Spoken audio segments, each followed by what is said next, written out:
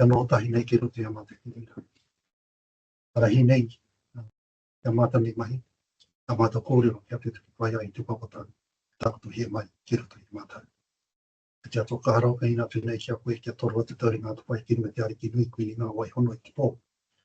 E tōna wharikahu i ariki. Me rātou anō ki ngā kaumātu mā koe anō tahi nei i roto i pakai i ngā marae o te ui tu.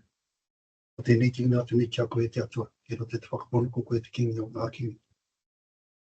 Te ariki nui o ngā reki te kai hanga te rangi te whenua. E honoro he karore kia koe. Amu. The governance requires that our got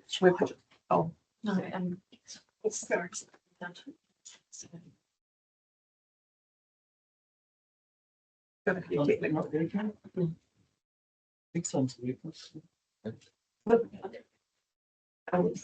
Apologies for not having my mic on.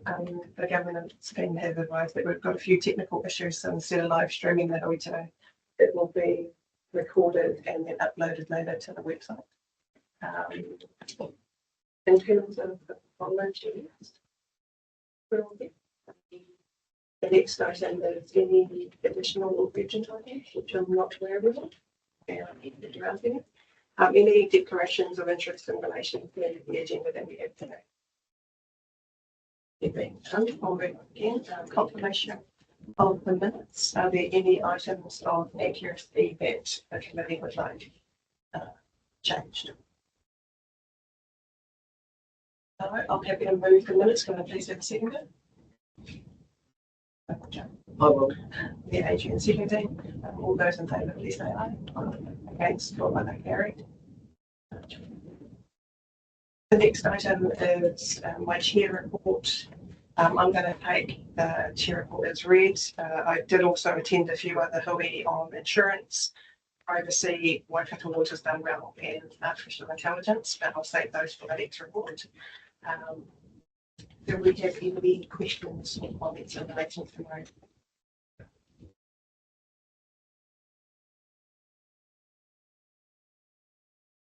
Yeah, no. Sorry, mate. Yeah. Chair. Just noting from the some key items that you've added to the section one or to see how they progress through that. So. Yeah, I think the key with that is, long story short, there's not that much money from the central government perspective. So I think it's quite evident that they're pushing us to do everything in terms of and looking at things different ways. Sorry, they're on going through the settings as well. Yeah. So exciting item. Yeah, so the focus in terms of the OIG review of compliance with Te Tiriti o Waitangi was really from the central government perspective. The OIG are intending on hosting another forum to deep dive into that particular report, and that's due to be held in July. So I look forward to bringing the findings back in that space. But I think it's relevant given that one of the top risks that we have is relationships with Manawhenua, Hapu and Iwi, and all of those types of things can feed into. I'll also give a shout out to all of New Zealand in terms of the sessions that they had in relation to the Horizon IT or post office scandal. So some good lessons learned there for governors in terms of what we need to be looking out for.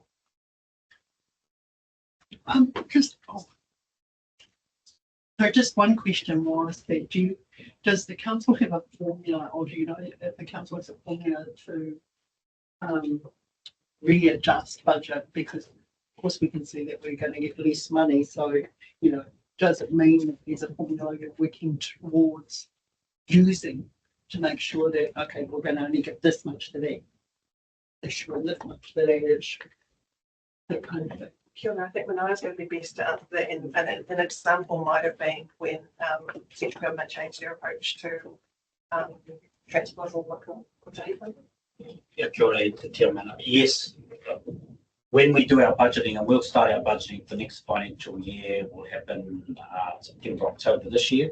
What we're trying to do is do an environmental scan of what is happening in terms of funding sources and it's not unusual for us to have to deal with situations where, as Timana pointed out, for example, NZTA make a change to their New Zealand Transport Agency, make a change to their program. It means it might change our priorities or how we can fund. That happened actually this last financial year or this financial year. So that's normal for us. We don't always get it right, of course. I mean, there's things that if we know about them, we can plan for them. But sometimes we get surprises as well. So it's just the realities of dynamic environment and dynamic economy or changes in our economy. I mean, the tariffs, dare I say it, we predicted that.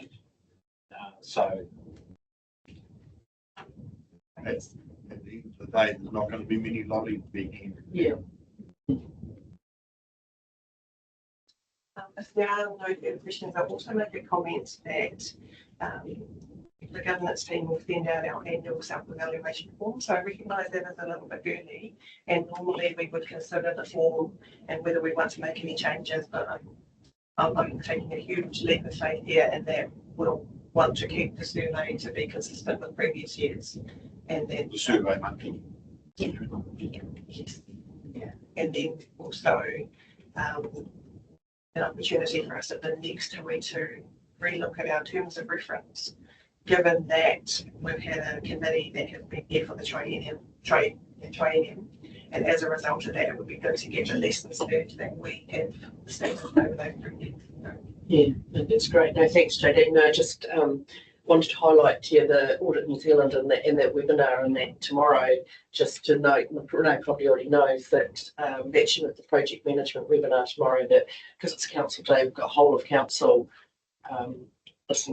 viewing that webinar tomorrow, and I'm sure are you watching as well, or watching it? Yeah, because I think it's quite pertinent to have those opportunities. So just a shout out to Audit New Zealand for offering the opportunities to do a bit of learning around, because it is risk at the end of the day, but it's also council operations that council seem to have their eyes over. So just want to note that as an opportunity that we are taking.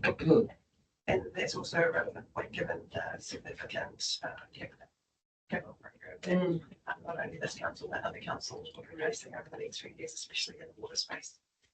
So if there are no further questions or comments, the recommendations that we received, the report, I'm happy to. But could I please have a second? It's by Joanne, a second. All those in favour, please say aye. Against, one carried. Item 7.2, which is the CEO update. We're going to have a brief introduction and then we'll open the questions from Joanne. yeah, Kilda, Timana. So what I've tried to do is capture items that might be that relate to our risk profile that may not be addressed in the report, or there may be some relationship to items in the report. Basic is Whakatū Mata, which talks about how we're managing through all of our changes from legislation, etc. Now that actually links to one of the deep dive risks in the report, but I've tried to put very brief comments in there about issues that we are dealing with and that create some tension in terms of our risk profile.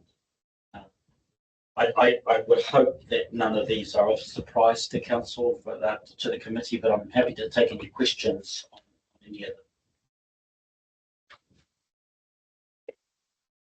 It's delighted to see we getting some more people in our water staff, 3 more people to offset that some of that fatigue. That was a huge effort that we were able to get. Yes, and should I just point out that the decision on those resources was actually made in the budget round last, signed off in November. So just illustrates that issue of fatigue's been on the radar for the team for some time, and we haven't got there. There's still work to be done, but it's certainly on the radar, very much so for a number of teams. The performance metrics must be very close to be. Yes, they should be out at the end of the month in July. There's been a lot of discussion. The Mayor has been involved in forum. I'm not sure if the Chair has as well. Council's expressing concern about how the metrics will be used or perhaps misunderstood. At the moment, we're going through a process, our team, Kelly's team, are going through a process of making sure the information is accurate. And I think for our measures, the majority of them are. In fact, I think there's only one or two that we had some questions about. I think we came down to one that we still had a question about. Some other councils have found more errors than we have. That's what I've heard anyway. So, yeah, there's a bit of concern about how this information will be used going forward. As soon as I'm able to, I'll give the elected members a but the key here is you've had adequate time to review or make comment about them, or not. No, I think, to be fair, I think the team were been very efficient in checking information. And so I'm not sure, I think the adequate time would have been about actually seeing that context and being able to prepare ourselves in terms of, that's the big issue that local government councils have raised. You're putting this information out there, but it doesn't recognise the context that every council is dealing with, particularly high growth councils, etc. So time to check the accuracy, yes. Time to fully absorb and think about what story it's telling and what our version of that. No, but we knew it was coming. Emergency management shared service. I'm a bit of mind blank here. I can't remember talking about this before. We've gone back to shared service, so we're going to join out with other councils again. If people remember hearing that, but obviously it's mind blank. So the arrangement at the moment is we contract with, well, we're connected with Waikato Regional Council. Not all Waikato councils do get that service from Waikato Regional Council, but these three councils do. And there's been a change proposed by Waikato Regional Council in the way that they charge for that service. They had decided that they would, as part of their normal practice, what they haven't been doing is recovering corporate overhead. So they made a change last year to say, gave notice to the chief executive at that time that this change was happening. That caused all three councils to question about how we deliver that service and whether there's another option. I think it's aligned also to the drive in what we believe will come out of central government, the drive in relation to emergency management and learning from the lessons of things like Gabriel. And there's definitely a push to set clear expectations about what councils, or clear expectations about what councils should be doing, and actually lifting the accountability mechanisms in that. So that's part of the context, is what's happening on a national front versus regionally, a change in the way that the service was going to be offered, and our team saying, we can do this differently. Have we got partners who are willing to work with us? And we're very fortunate that Hauraki and South Waikato were more than willing to work with us. So that's I'm going back as far as what it was back when we had. No. No, we're still connected to the region. Yeah. We're just providing the service, and so we will. So Toka, our staff member, or not our staff, he's not our staff member. He's based in our office. He will become our staff member directly. Okay. Cool. But when we lead for the other two councils as well. And we expect to be working together and getting, leveraging off everybody's resource to help each other. Right. So but all three councils will have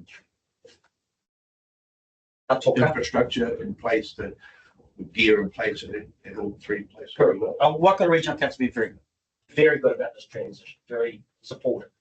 Yeah, just to help your brain block, when Mark Bang was in the chamber, he presented with Toka and Ali. Yeah, we have discussed it, and a part of it is around the cost. That was probably one of the key points, was the contract cost was regionally. Pull away from Waikato doing things itself. We're still part of Waikato. I think the important part is that we will still be in the tent, but working as a collective, which is probably a smart move. Just two things on insurance, and the risk pool update, right? And there's a financial risk there. Have you got any feeling on the value and the impact of that? Well, now I just have to note that I think we've got a board member from Risk Pool actually in the room, so I'm going to be very careful. I've done a calculation. We've been given notice. Well, it's been signalled to us that there's potentially another call in the quarter two, I think it is, or no, quarter two of the next financial year, and the quantum of the call will be less than the last one. So I've estimated it'll be about $17,000. Is what my estimate is. And look, the call is necessary to keep, as I understand it, to continue action to deal with claims, but also to deal with actually reinsurance that we have or we had, and getting and recovering from that reinsurance is my understanding. So it's and there's an important Supreme Court case. There's a court case happening in September from memory, and that will actually also dictate what happens next. But this is the company's seat, and we're really pleased that they have given us this kind of notice on that call, so that at least we can be ready. There was an AGM on Friday, I think it was, and we also got a briefing at CES last week. So that's the order of the call, and I'd have to say that the board, certainly from what I heard, are looking very much in the interest of all of the parties. It's there, but it doesn't look hugely a problem. So offset that, and somewhere in this report, not in your report, but there was a comment about a softening of the insurance. Yeah. So we could be looking to So we've got two people in the room. They'll talk later on. Who have a lot more experience in insurance than I, and they have, or certainly one of them has excited me in the potential that we might see some recovery. Because we've been hit in recent budgets with insurance. Yes, and I think, look, the other thing I'd say about the insurance is, and this is no criticism of us in the past, we have an opportunity to put a more critical lens over with the expertise that we've got working for us at the moment. And that's no criticism of what we've done. It's just that we've got a little bit more capacity to look at that. And I think that's a key part of it. Thank you, Bruce. I was actually wondering how to ask that question, because I saw 3.7 million and went, oh my God, how much of that does. Do we have any skin in the game in this court case? Yes, because we're part of the collective.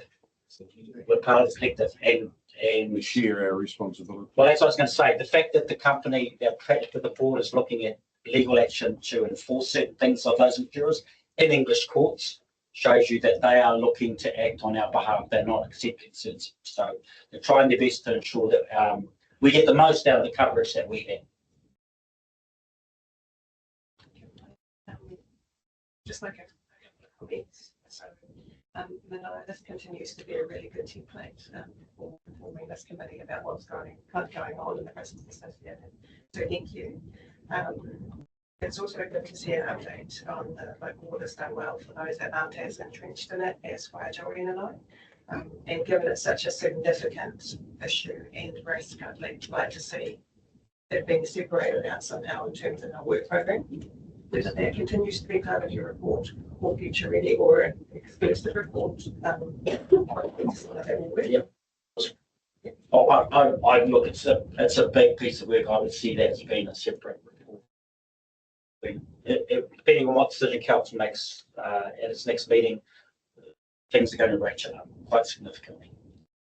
And then I'll just make a comment, which I've already given Manoa a heads up about, which is in relation to the financial reporting.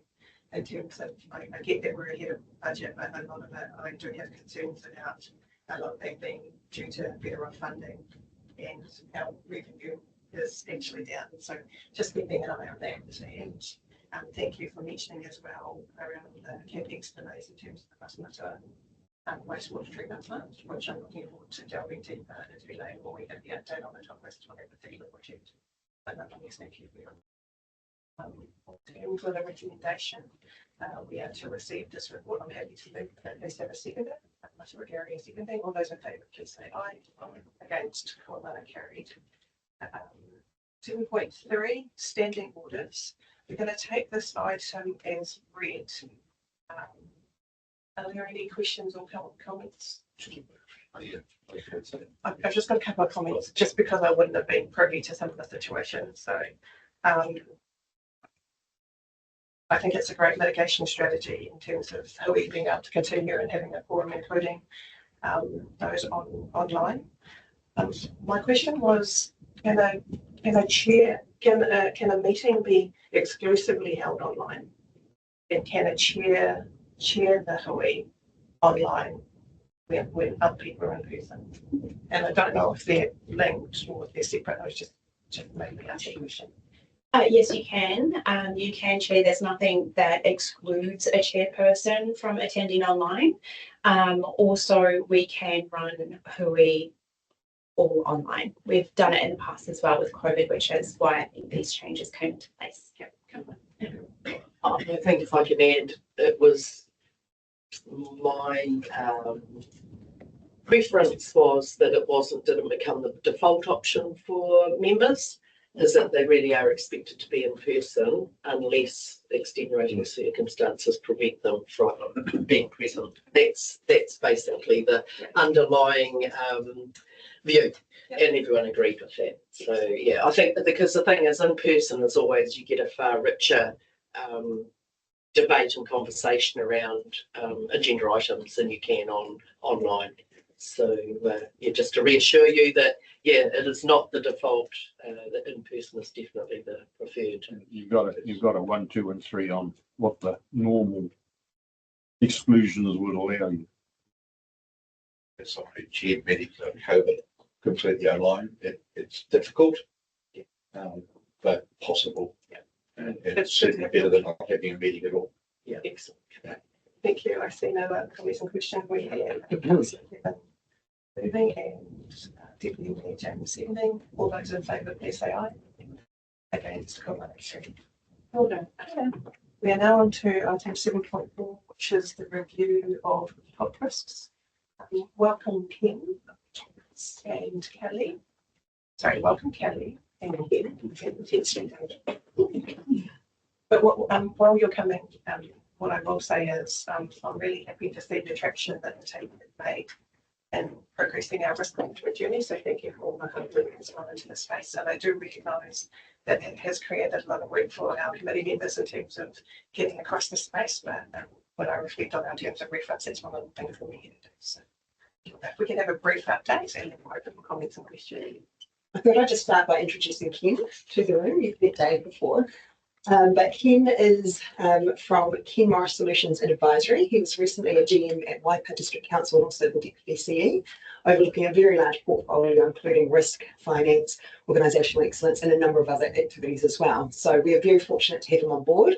We've engaged him as a consultant to undertake risk and business excellence work for us, in particular taking the high-level strategic work that Dave's doing for us and operationalising it for us and actually getting some runs on the board, also undertaking some work in the finance space, working with audit and doing a number of different things for us.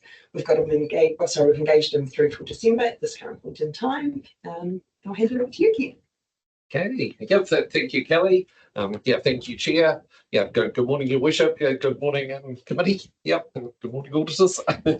All right, okay, well, oh, sorry, my apologies. Okay, we're online now. Yep, I won't do the hellos again. But yeah, look, top risks, and you were circulated with the document on your screen. You were circulated with the pre-meeting. But look, essentially what this does is it builds on the work done by this committee previously in terms of identifying some top risks of this organisation. And very important, I think, to keep in mind what a top risk is. So a top risk is seen as a risk that is significant enough to result in non-achievement of council's strategic objectives. Okay, so we have in this document, we've got 11 top risks. So we have brought a couple of key people risks back into the top risks. So that's around capacity and capability firstly, and then health, safety and well-being. So we actually had another look at this, felt that those were important enough to be regarded as top risks. So I'd be really keen to hear in a minute or two's time, what the committee feels about those two risks being brought in. They are risks 10 and 11. So this, I think the other thing I just wanted to say is that this work looks to lock in a framework for quarterly reporting and oversight by this committee over the next 12 months. So the two key things that we'll be reporting in quarterly risk reports going forward, coming out of this work, are the key risk indicators, what they are looking like, and the progress in introducing new controls that will get us closer to the appetite. So in developing this work up, we've developed up a new template. That's what you're seeing here. We've reviewed the inherent and the residual risk ratings, and we've assessed a risk appetite as well. Now, what I'm aware of is that this committee may not necessarily have looked at risk appetite before. So again, Chair, if there is opportunity this morning, I would love us just to walk through those risk appetite ratings and just see if they feel right to this committee. At the end of the day, a risk appetite should be a call of a committee like this, and actually ultimately council. So look, I will not say any more. But Chair, if we could just have a chat about those two people related risks and just making sure you're comfortable with those, and then potentially have a look at them. Number 10. The staff one. I think by bringing on the people in water, we're showing we've made that important enough to deal with 100%. So. Sorry, we've got a bit of a technical. Yeah, it wasn't in my. Yeah, I couldn't pull it up on the side contents. That's what it was. I found it. So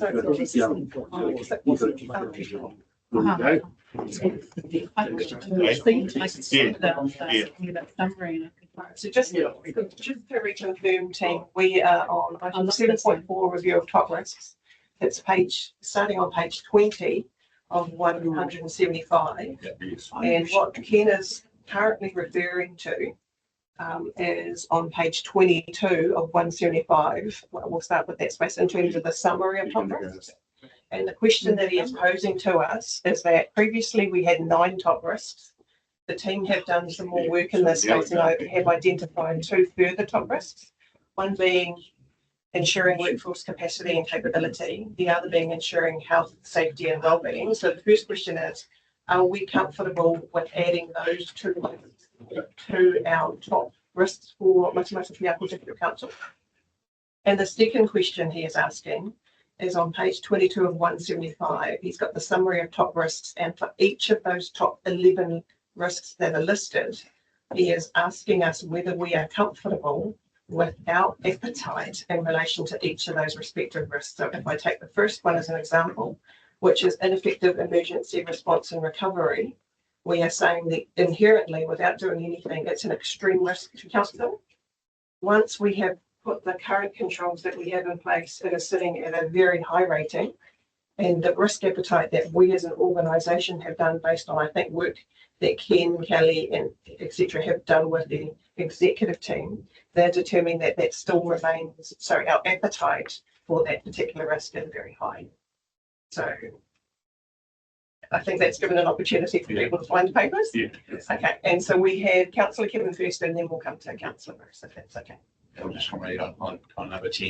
I mean, that's something we identified last year and dealing with in the water staff, for example, ensuring their capacity and capability.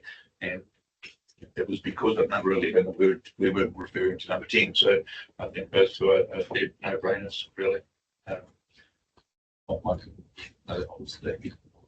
So Councillor Pure, what I'm hearing is there's a level of comfort from you Yes, in terms absolutely. of adding those two. Yeah. Do we have any dissenting view on that particular point, or are we all happy to add those two before we come? Oh, sorry, maybe your comment will speak. Well, my comment is that, you know, we've gone through these different formats and what have you, and we did. I thought we come up with we shouldn't have more than 6 on risks. Is that right? A while ago. I don't think there's any defined number that we have. No, but it It's was just wherever we felt comfortable. And Yeah. what we ended up with 9 and put those other 2 risks as operational risks. But right. we've reflected on that again and using Ken and Dave's advice, we've brought those back up to being top risks. So we've got our top 11 risks, right? Are the 1 to 11 in a priority order, or in a risk order? So look, so through the chair, I'll respond to that. No, they're not really. So number one, which is Effective emergency. is not necessarily our top risk, right? Okay, that's one thing. Yeah, right. Although it looks pretty high, all right, because of your rent and I'm just wondering how would you, if you were to rate them, all right, how would you do that? On a 1 to 11. Yeah, so through the chair, actually, the risks are already rated, but I guess it depends on what rating you look at. I'm meaning ranking. Yeah, ranking. Yeah. Well, look, I guess you would. I mean, if anything, I guess you would rank them on I guess what the residual risk is at the moment. So you'd look at the residual risk box, and you could rank them in that order. But look, each of them are absolutely rated, and in fact, rated in 3 ways in regard to inherent residual and appetite. The ranking could change on a day by day basis. Oh, but so yeah, Mike, I'm happy with 11, all right, because that's what's been identified. I'm not that sure that I'm happy with the ability to put emphasis on everything and getting it on the flow. You know, you would, you know, where do you, Mania, see it from an ability to actually.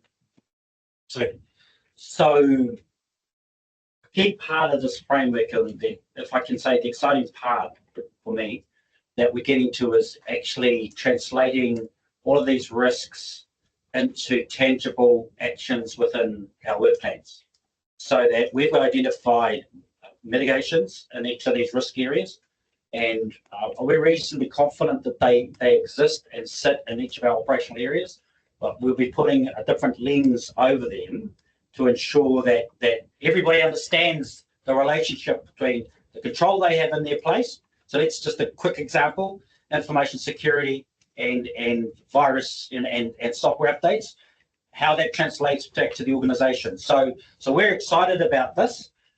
We are right in the middle of right now getting to a point where we're presenting those controls to our team or their work plans for the 25-26 year.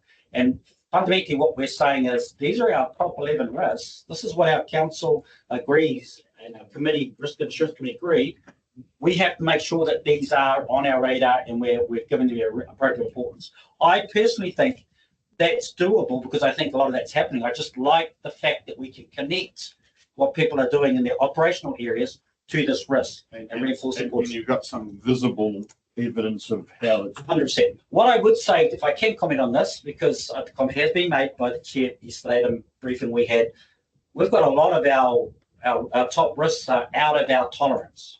Now, we as an executive team could have taken a view, let's take a different risk tolerance. We're putting forward what we believe should be the situation, and we have identified actions to bring that risk down, that residual risk down. I cannot say with absolute certainty that's everything we do next year will do that, but that's our aspiration. It is to bring that tolerance down to a level. Now, if you, for example, say, well, actually, we disagree, we think we can tolerate a high level of risk there, that's your right. All I'm saying is we haven't tried to fit it. We've tried to reflect what we think is right. So, but it's your call. No, we've had workshopped it in Yes. detail.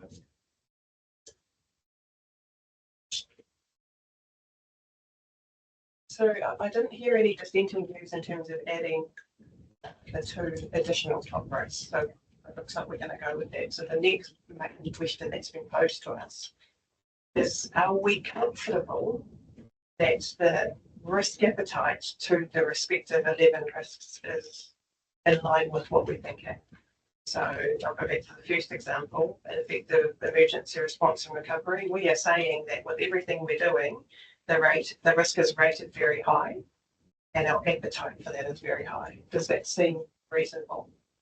And similarly, if I take the next example, which is disruption to essential services, the risk rating is very high and our appetite for it is actually high. So to Manaya's point, we're operating in that space outside of what we would normally want to be doing in that space.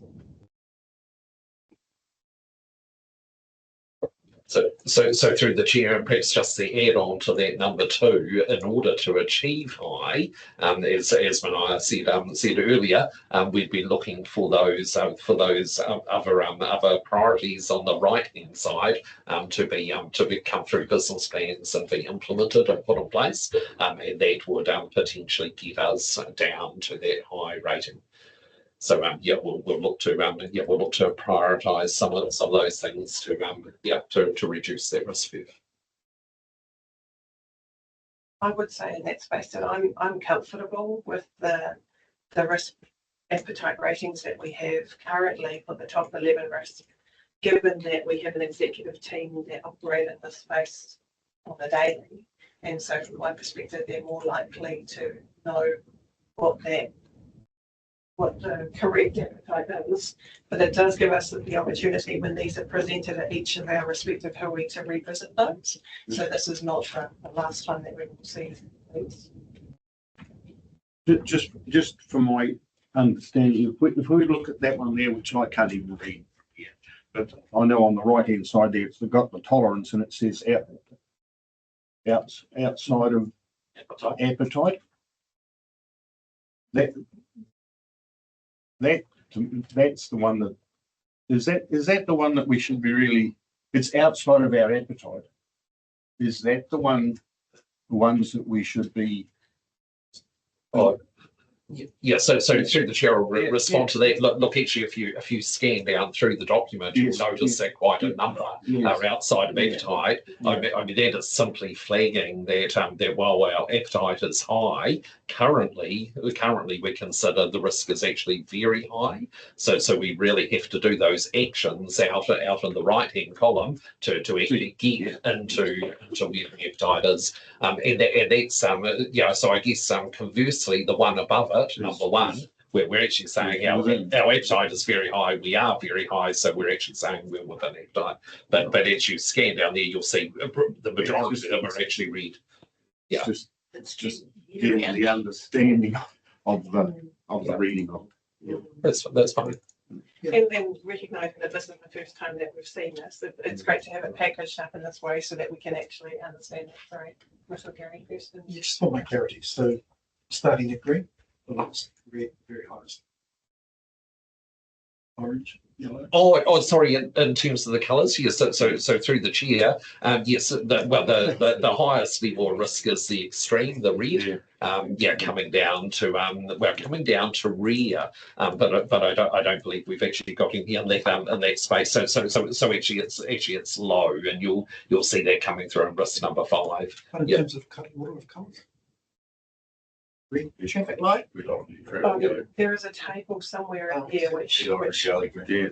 Early on. But yes, ultimately to answer your question, red, extreme, flashy lights, the most. You can't go any higher. And low means. If I can comment, very little risk. If I can comment, it's this appetite bit that in particular that we've missed in our framework, and actually getting to the point where we define that, so I can understand. When I reviewed all 11 risks and said, oh gosh, most of them are outside the risk tolerance, and I reflected on that. If you look, we have actions in place to move this.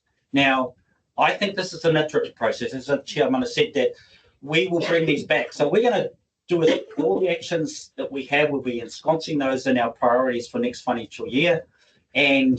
But we'll come back to you and review with you, actually, is it achievable to get to that level? We'll have to have that conversation. As I said before, we could easily have set our risk appetite level that we're at. That's not what the purpose of this is. And a lot of the actions on this list, by the way, are in play already. So, for example, in that particular one, risk 2, it's already in play that we have our water services delivery plan completed. That's a substantial bit of work. Another thing that's been in our play for a long time, and our auditors will commented on this, is our business continuity plans. So, it just means that we give that more push. Whether we get them all done in the next financial year is another question, but it's certainly going to be a push. And so we'll be revisiting with you where we sit in relation to those. It's just pleasing that it's being identified and some framework for us. Yeah, so I'm very satisfied with it. Just before we move on to Councillor Gibbons' question, Matamata-Piako, Gary, on page 22 of the papers, it has a top risks heat map, and that heat map actually shows you that the extreme are in the top right hand corner, working all the way down to the left being the low or the green ones. So that gives you an idea of the gradient. Sorry, Councillor. Yeah, so for me, look, risk number 3, for example, the information security. It's always going to be really high. The effects are always going to be high. But the encouraging thing is what we're doing about it on the right hand side. It's like the Office 365, which we're starting now. James and I had it done last week, and you guys are getting it done tomorrow. And some of the things that we continuously look to improve, which is the cyber security stuff, which has been going on now for a long, long time. And we're getting some really, really good stuff. Good people coming over, guys that come over from Hamilton have been amazing. You guys have been doing 365 last week. So yeah, that sort of thing is going to bring those appetites, or the risk down to what our risk appetite actually should be. Is I'm pretty pleased. What we're doing is bringing those numbers closer together. Although 1 in 10 don't have an arrow, we don't have a risk appetite versus that in one of those. Are you talking about the trend? Yeah. So we don't have a trend for those. It's probably because this is the first time that it's been reported, but I would imagine that the next time that we see this table, there's likely to be a trend. Yep. So look, actually, when we come to the next item on the agenda, the quarterly risks report, there is a table in there that actually summarises all 11 of these risks, and it does have the trend arrows for each of them. And at the moment, it's a bit because this is the first time we're showing all those trends as being neutral. But in future, if we see a risk that is trending up, we'll push that arrow up. If we see a risk that's trending down, we'll push the arrow down. Yeah, I think of the difference between current residual rating and risk appetite. We have an arrow going in all the other categories down. Oh, sorry. Yep. So, sorry, Chair. I understand. So you're talking about on the heat map. Yeah. So look, the reason for that is that So number one is a great example. The residual risk rating is at very high, is already at the same place as the risk appetite. So we're not looking to move that risk. We're already there. And you're quite right, that is the case for risk number 1 and as a risk number 10.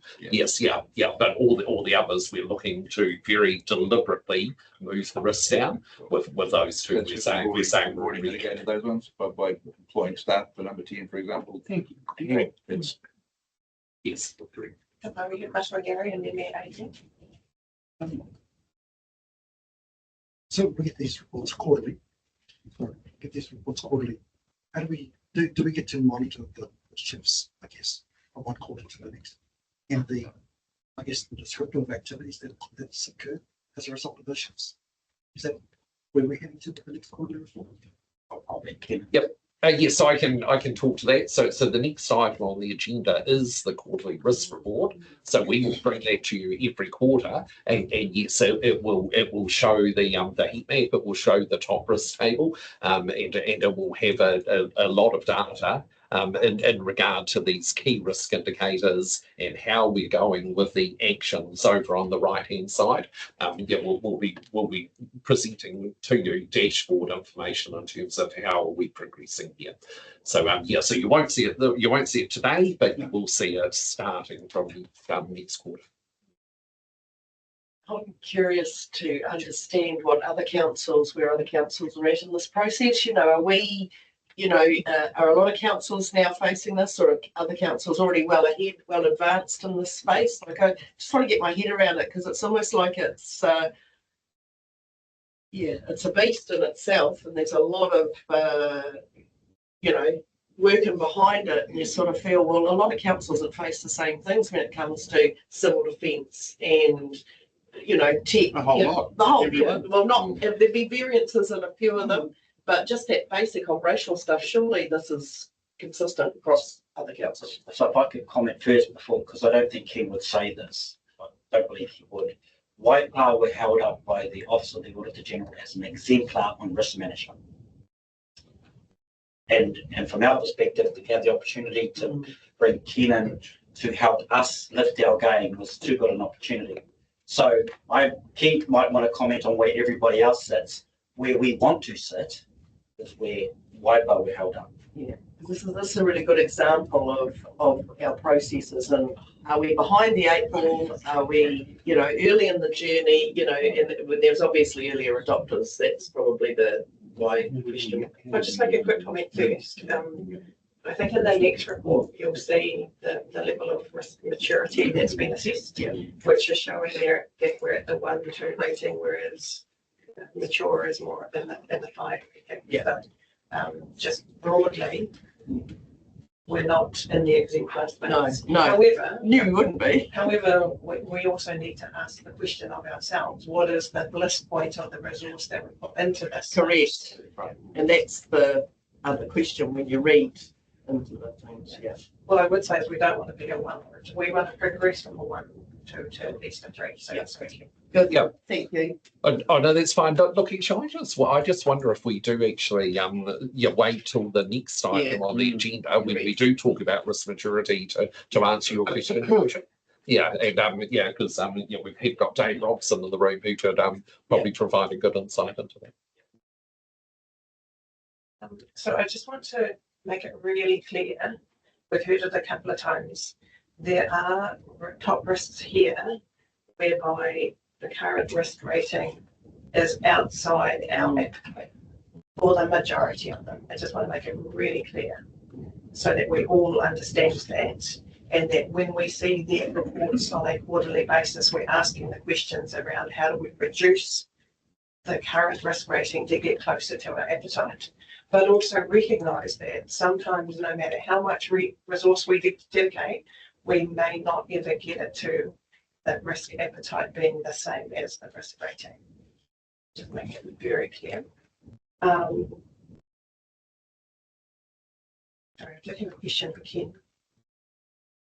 A statement actually. The first one is the paper talks about a cyclical review of the top risks, and my understanding is at every risk and assurance committee meeting we will be reviewing 2 to 3 risks from a deep dive perspective. So just a comment.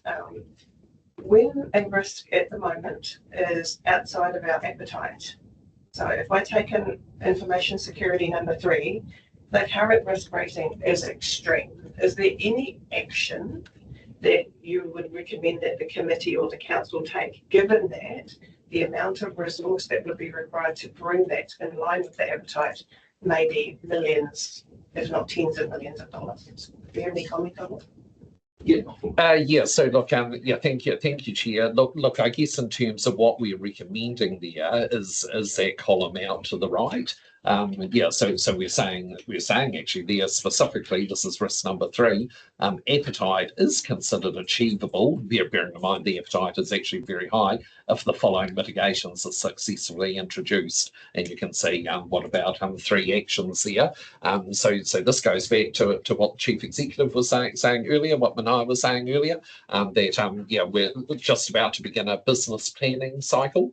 So these actions and those columns out to the right that could actually drive down the risk, we'll look to bring those into the business planning cycle. Some may be achievable within the time frame of a year. Others actually may actually have a longer time frame for implementation, but they will come into business plans, and we will report via a dashboard in terms of how we're going with implementing those mitigations yeah, on a quarterly basis with this committee.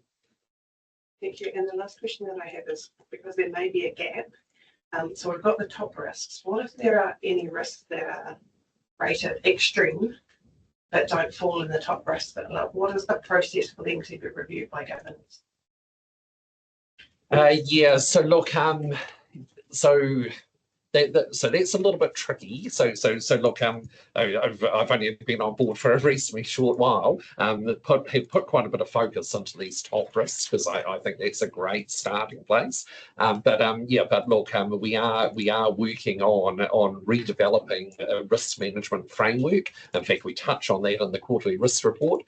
So I guess the answer to your question lies in the but look, if we do have extreme risks, if we have very high risks, there needs to be governance insight into that. We're working that up. We're working up what that looks like as part of the risk management framework review. Thank you. So you're talking risk number 12 to whatever. Yeah. If there's anything else that comes up, what's the process for it to get in front of this committee or I think there's been some good debate in relation to this.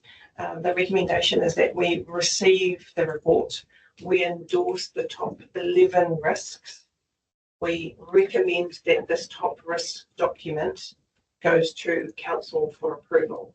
I'm happy to move that recommendation. Could I please have a second? We have Kevin seconding. All those in favour, please say aye. Aye. Against, carried. Thank you very much again, Kelly, and Ken, and also Dave, in relation to the work that you guys have done in this space. We are now on item 8.1, which is the risk update, and that is on page 30 of our papers. Okay. So if we could have a brief update, sorry, and then we'll open for comments and questions. Kia Oh, thank you very much for having me along. It's, do you want me to talk Yes, this one yeah, first? yeah. Well, in the interest of time, I'll just use my outside voice. Can it's fine? Oh, would you do that one? That one? Okay. So in the interest of time, we'll take the report as read, if you please, and we'd just like to touch on probably 2 key takeaways and hopefully address your question while we're on them. The first one, risk maturity assessment. So why do we do this? What's important of it? I guess it's a tangible measure that we can do. So we did this by survey just to find out more for Ken and well, to yourselves as well, as find out where you are performing, where you're at as a council in terms of your risk management practice, culture, philosophy, systems. As you'll see on there, you're mainly hitting 1s and 2s out of 5. So to your question, where does that put you in the sector? Pretty much in the pack for the majority of councils. There are some exemplars. There are some I've seen that are all 1s. What the purpose of this is, I mean, for a few reasons, we can find out where we need to target work. So at the minute, we're still in that kind of like foundational phase of getting the tools and the systems to get going, and then we're going to get you good at it. So this allows us where to target our efforts, but also it's a good tangible use of like, where can we measure success? So we can do this again next year and see where the improvements are. Where do we want to be? I want to turn those 1s into 2s for sure, and I'd like to see some 3s in there too. Do you need to be a 4 or a 5 as local government? Question marks. I've worked for three Fortune 500 companies, and I give them a generous 4. I've never actually seen a 5 before, so for a council to strive to be a 5, go for it. But I've never seen it. So yeah, what I'd like to say is 2s and 3s certainly over the next sort of 12 to 18 months. And remember, this is a marathon. It's not a sprint. So that's the first thing I'd like to talk about. Ken, would you like to? Yeah, so look, the only thing I was going to touch on coming out of their quarterly risk report was the risk management framework. In fact, I did touch on that a little bit earlier as well in the last item. And look, I know there was a question that came up yesterday in regard to why a risk management framework rather than a risk management policy. So look, essentially, a framework does provide a much broader approach than a policy. The policy is just setting rules that staff need to follow. The framework is very much addressing what is risk management at Matamata-Piako District Council and how do we do that. So blueprint, yeah, so it's a blueprint. So it provides a whole bunch of tools for staff in terms of how do we do risk here and how do we embed it in the culture.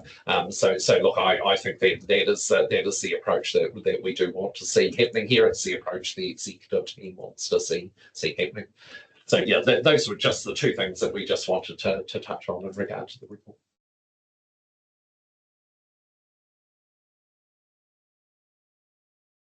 I don't have any issue per se with that approach. I have a question to, I guess, the A team in terms of what the process is to retire a policy, if you have one. But, sorry, do we have a policy?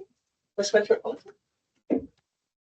Yes, we do have a policy. It was due for review in August last year, so. So to not have a policy anymore, we just stop, or? I was just going to comment now, we've got a stock take of our policies. It's really easy to identify which ones we need to revoke. Yeah. It's Yeah, that's okay. As long as we've given thought to that. So I'm okay. Councillor Bruce, did you want to make any comment in terms of insurance? This is where it's mentioned in the paper. No, but it'll be here when it comes to budget time. One of these people sitting at the table have got a KPI in relation to that, councillor. Yes, I do. Which one?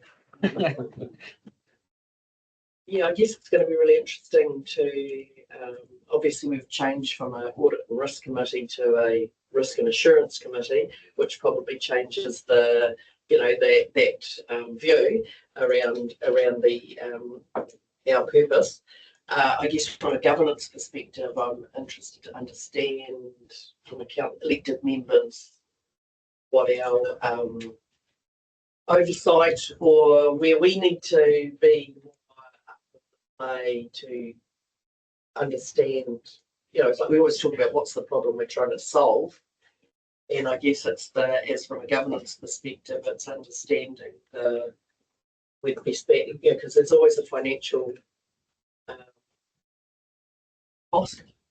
There's other costs, but there's always a financial cost. And I guess to get to 5, the costs would be insurmountable. Like this is the thing, is what's reasonable. So just trying to get my head around, I guess, where we're going from a governance perspective to be able to input into this to seek those improvements and get the best bang for our buck. Because the reality is from a governance perspective, rates are a big deal. And where do we put the resources? Where do the costs? I just sort of can see some constraints, maybe in some parts, but maybe not in others. But just get my head around that. Yeah, I'll just make an overarching comment, and that this is my understanding of the utilisation of a risk management framework really helps an organisation determine where to dedicate their resources. Correct. Yeah, and so, but I agree with you. And I was talking before about a bliss point. And Dave's mentioned it, 1 to 2, 2 to 3. Yeah. And beyond there is potentially dedicating too much resource in a space that we don't need to. So I think we can be helpful about that. Yeah, and that's where we build that understanding of, from a governance perspective. Because obviously we are, it's like I talked about it before. It's sort of like we're creating something. For us that are uninitiated in this space, you understand the need for it, but we're creating something that's taking quite a bit of resource to do, but it hopefully will make the decision making easier down the track, but it's getting that narrative understood. Understanding the need, but we've actually identified the need. Yeah. Here, I think that's key. probably what I'm most. I don't like diagrams normally, do I? But I think it's probably the only way to actually identify what we've got, and then we can put some resource to it. Yeah. Can I please just add to what you were saying before? I think you're quite right. And what we're doing here will improve the thought management that's coming up into the reports that you give, so you'll get better information, better options, better recommendations to make your decisions. So I think that's where this should benefit from you with a governance perspective. Yeah.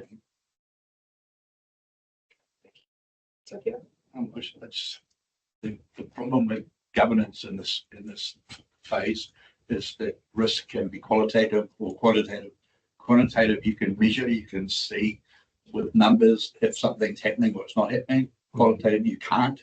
And we deal a lot in the qualitative sphere of risk management, and that we rely on effects for what's happening to base our opinions on that. It's very opinion based.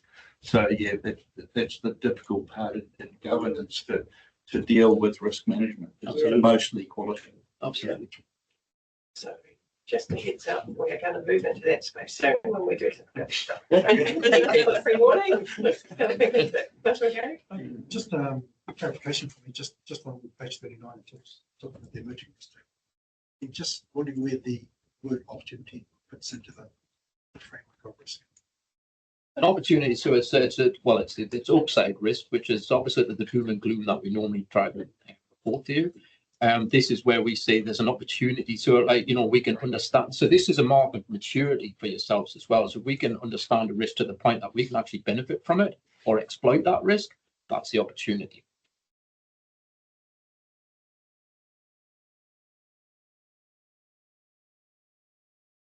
Thank you, team. The recommendation in front of us in relation to this report is that we receive it. I'm happy to move. Could we please have a second?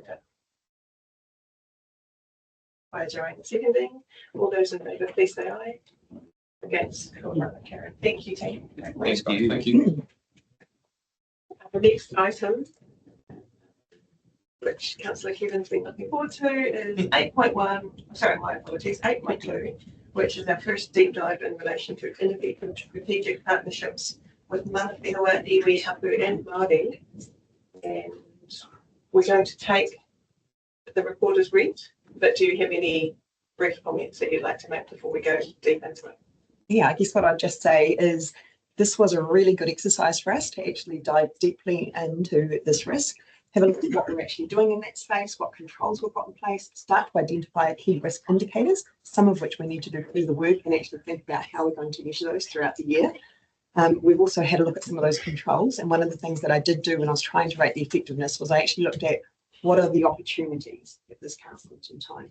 Where can we do more when I was rating those? So there's certainly some more work to do in this space. What you would have seen in terms of how we've rated the risk is that we're currently outside of appetite. We would like to be moderate, currently think that we're at high. We have come a long way, certainly by having our new team that we've got in place of 2. But one of the key things that we think we're going to do, one of our actions that we've identified is our tangata whenua engagement policy. What that will outline for our organisation is some specific engagement action and ensure legislative compliance. So how we're going to embed that further within the organisation. And there are some additional actions that we've got identified as well. So I'll leave it at that. Would love for you to take it as read and open up the floor for any questions that you've got. Yeah, yes, I'll just have a question. Obviously, there's a crossover here with the Hauraki settlement. I presume that's where the 12 iwi come into the mix. When actually, how many mana whenua do we have of those with the iwi, like with the Hauraki settlement? I guess it's understanding that, yeah. Can you give me some elaborate for me? Because I don't understand where the, we talk about our mana whenua and our mana whenua is most important to us, but where does the Hauraki treaty settlement fit in with this? Just from a different perspectives, sorry. On March 12 for one, stop sale here in Matamata-Piako. Tim, Tamtara and Murray also do overlay into us, so their settlements would affect what happens. Because I guess, so, but that's where with the mana whenua, we've got mana whenua on our forum that don't actually have marae in our district. I'm just trying to get my head around the direct effect for us, because Poa and Tumutumu are and Hako are just, they're just on the edge of us. So, that's where I'm trying to understand the need to be with talking to 12 iwi, when there's our interest with our local iwi members from the, please just give me some guidance. The critical piece from my perspective to do with Hauraki is that's a collective agreement. Right. Yes. So whatever happens in the very far north of Hauraki affects what happens in the southern part of Hauraki. Yep.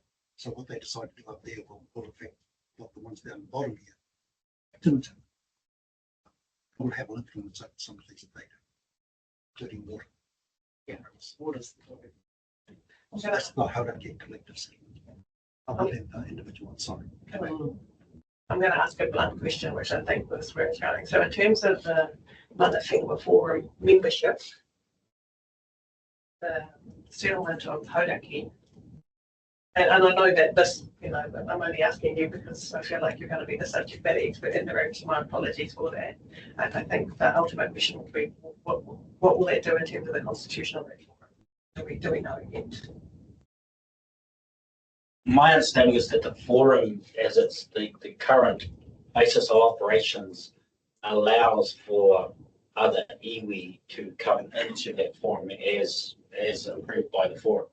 There's no question that the collective treaty settlement will have a direct impact on many areas of our operation, and we will need to take account of it, no question. So all I'm saying is there is an opportunity for the mana whenua forum to change its membership. It has in the past.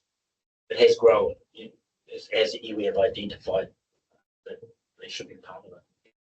Sorry, Terry, for looking at you. I should have been looking this way. I think one of the determining factors is the term mana whenua. And so those iwi and Hauraki have mana whenua here, even though they don't they still have a residual mana that is continuing on. So that's good information. Thank you, Mr. Carey. I have a question. Does mana whenua, does the mana whenua forum represent, in terms of council size, Māori iwi hapu who are in mana, who have representatives in mana whenua? Do they take their voice on as opposed to working directly with the hapu or the iwi outside there? The forum is a forum that's been established to help decision making. That doesn't take away the obligation to interact directly with hapu iwi outside of that forum. In fact, we do, because needs might be specific to a particular hapu or iwi that are not applicable to mana whenua. The assumption is, and I don't know if this is the right assumption, that if there was a view that something that we were dealing with in a specific hapu or iwi had wider relevance, which we might as staff not be aware of, we would assume that the representatives would share that with the rest of the forum. But we work directly with hapu iwi on issues as needed, so it doesn't replace it. I'll just say, I'm sorry, that's okay. I was just going to try and record it right, in the understanding that iwi are going to be here where, so long after this council's gone, the iwi will still be here. So whatever happens today, should be working towards, I guess, something that's going to be sustainable into the next series of councils. There's always going to be some Get around the Yeah, I think that's the key point in terms of an enduring relationship that needs to be created. I'm sorry. Yeah, the enduring relationship, from my perspective, is that we adhere to the requirements set out by legislation. There are things here that suggest that we should be putting up more resource in. And again, I get back to the budgetary side of it. We have considerably increased budget to try and improve the relationship between council and Mana Whenua. But I'm looking at it from a budgetary thing. It would be outside my appetite to increase it if at all, by any significance. So that's my personal thing. Thanks for sharing that. Great corridor creates a great foundation. I want to really hone us back in terms of our role of the Risk and Assurance Committee is to really have a good understanding of the controls that are in place in relation to this particular risk. So do we have any questions in relation to the control?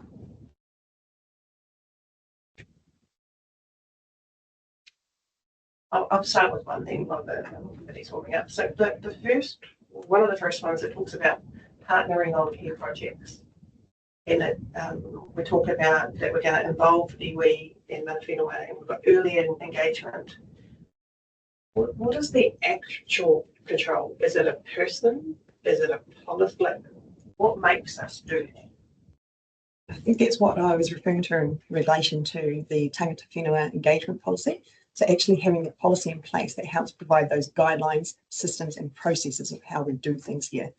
At the moment, we do some things really well in some areas and not so well in others. So we're a little bit ad hoc. So what that will do is actually provide that guidance to our organisation to make sure we are doing things earlier and in a more consistent way.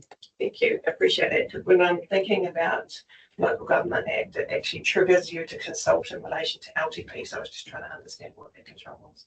Thank you. Do we have any other questions in relation to this particular risk? Just for clarification, how do percentages work that you use there? So 100% is what? Yeah, so that was a challenging for me, but what it's made me do is reflect on how we measuring the effectiveness of our controls. So what I've done in this instance is I've said where there's further opportunity for improvement. So I've said, hey, if I think we're doing great, it's 100%, but if there's some area in which we can improve at this current point in time, such as that first one, partnering on key projects, plans and strategies, that's 70% because we've got some way to go. We do want to reflect on how we're measuring that level of effectiveness going forward, though, in terms of our deep dives. I think that I mentioned before, iterative process, and this one, that's right. Councillor Kevin?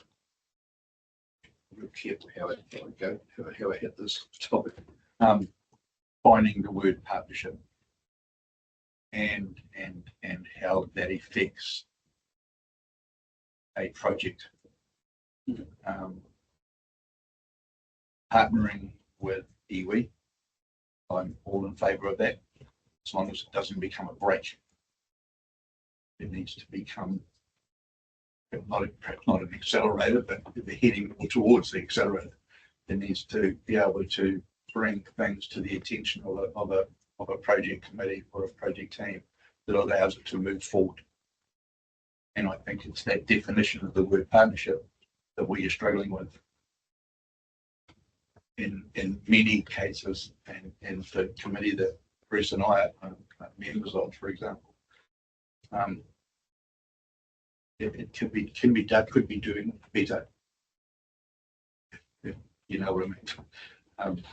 That's, yeah, I feel as though it's a break. It's slowing stuff down, and I don't think that's what it's supposed to do. Just my humble opinion. If I could just comment, just two examples of where, and look, I don't want to define partnership because I think it might depend on the audience as to what your view on that is. But if we look at projects, for example, and the outcome is to deliver a successful project that meets all of the requirements and represents the interest of the parties that are most interested in that project. So the Matamata, the reconsenting, the district-wide reconsenting process we've gone through for our wastewater. And I'll give credit to Carl and Fiona, who early on met with iwi and had iwi involved in the early planning stages of that, and have had iwi involved in the milestones on that project. That has been invaluable in terms of making sure that project doesn't stall. Been very fortunate there, on a different scale, but still a reasonably big project. Councillor Thomas is the deputy mayor, is in charge of that project with the Matamata Stadium. Leads the governance steering group on that project. That has also been incredibly not only useful to have that input early in terms of talking to funders, and to be able to demonstrate a genuine involvement in the project of mana whenua has been very, very beneficial to the project, and will be beneficial to the outcome of the project. So I guess from my perspective, from operational project perspective, I'm not trying to define partner. I'm trying to ensure that we have got the right people involved early enough so that the right influence and input can happen in that project. That to me is part of basic project management. So that I appreciate that the word partnership has other contexts or other connotations beyond my pay grade. So I will leave it at that. It's more expectations of parties as to what partnership actually means, as opposed to partnership. It's that expectation. How does each particular party define partnership as an expectation, and how that marries up into a project or a framework or a policy or whatever. It's not going to go away. And Gary's right. The area of Māori are going to be here forever. In fact, the percentage of Māori is going to increase because more time goes on, more and more of our families become tied in to a Māori philosophy. I love Māori philosophy. I mean, the way Māori deal with things is, to me, is much more grounded than here. It's that expectation of the word partnership.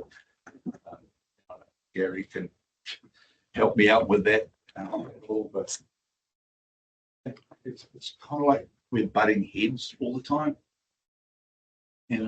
That needs to get taken away. It needs to be a. I have my frustrations in you. In relation to the controls. Yeah, and I'm looking at this here, all right, is and the actions you've planned, and I think that it's good to see that in writing, right? Where my frustrations are is just where one fits with another, because you talk about adoption of a tanga whenua engagement policy, and then a partnership agreement with the mana whenua. Now, on the 21st of January, I was at a subcommittee of it was an iwi partnership subcommittee, and not everyone turned up, but I put my views forward, and that thing, it's still in it. It's in the ether somewhere. I talked to Manaia about it a couple of weeks ago. I want to see some tangible things come out. We send that part of it, all right, just goes round and round and gets, to me, is in ever diminishing circles. I want to see if there's got to be some action. I want to see some things happening where the local iwi get into the long-term process and get some of these things that they want, right, into the council processes. Talking about it just gets nowhere. There's got to be an input. So I'm interested to know. I'd like to see what your engagement policy is, all right, because I think that might be the that's probably more important than the trying to get a partnership, because I can tell you that it's been going for what, 3 years or something now, and when we first, it was in the last term that we were playing around with this. So the actions, get your engagement policy in front of us, all right? Because I think that might reduce the risk of the just going round in circles. Have I expressed myself without getting frustrated? No, what I would just say regarding that partnership project is we have some elements of it, such as the aspirational document, that we'll be looking to bring that forward to council to recognise. But what we have been doing is a number of the other projects that were identified, such as looking into the local history, and some really good work's been done in that space. And that's even one of the other topics that have been identified is the engagement policy. So we've still progressed the work and have been doing that we can, but some of it will bring back later. Right. Okay. This is my thought was this subcommittee to look at the, how it could get is sort of just not. Just wanted to comment. Risk of being labelled as being in St. Cansbury's. So, but I do support what he's saying in terms of being able to lock in that engagement framework. The engagement framework has to start to set out what this partnership, if there's a partnership, is going to look like. So what's the engagement look like? I mean, who are we talking to? Who's the rangatira's talk to what rangatira? And how are people being engaged in that? I've just realised the project you're talking about when I just asked Kevin that you talk about the aspiration document. That was part and parcel of that go. How do we actually start to have conversations as council and councillors around some of these things here? So that's the key part, I think. That engagement is like right, and again that's why I say it's a long-term thing for us. We're just waiting to find the right people that we can sit with and create solid relationships to be able to go forward. I can comment, so there, and I make sure I stay in my lane. There are things that I can control, which is operational issues and strategies, and there's things that are outside my domain. Just let me reassure you that from what is in our domain, we have exemplars in our organisation who have established operational working relationships with iwi, which the feedback that I'm getting are considered exemplars for our organisation. Ali's team is one of those. And that for us operationally sets something for all of our teams to, they're not the only one, but that's a key team to aspire to, so that we can ensure that we are promoting the relationship in an effective way to achieve outcomes for all of us. So that's something I can do. And we are doing, and they are aligned to this. And then there's the governance group, which obviously there's work underway, which is also referred to in this, and which I'm sure at the last Mana Whenua Forum, there was a genuine desire to want to progress that relationship with yourselves, not necessarily with me. So. I think there's been a lot of good work on this. I think there is a willingness from the committee to see more of some of those actions that were listed that would bring the risk appetite closer to the residual risk. So look forward to seeing that. Our recommendation is to receive this particular deep dive. I am moving. We have Councillor Kevin seconding. All those in favour, please say aye. Against, Komana carried. We're going to carry on to work, and then when people start to get a little bit thirsty, that's when we'll have a short tea break. So my apologies that we're running behind time. The next item on our agenda is 8.3, which is the top risks which are ensuring health, safety and well-being, which we'll recall from earlier being a new top risk that's been added.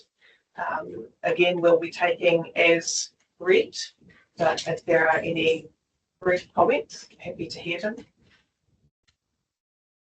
Okay.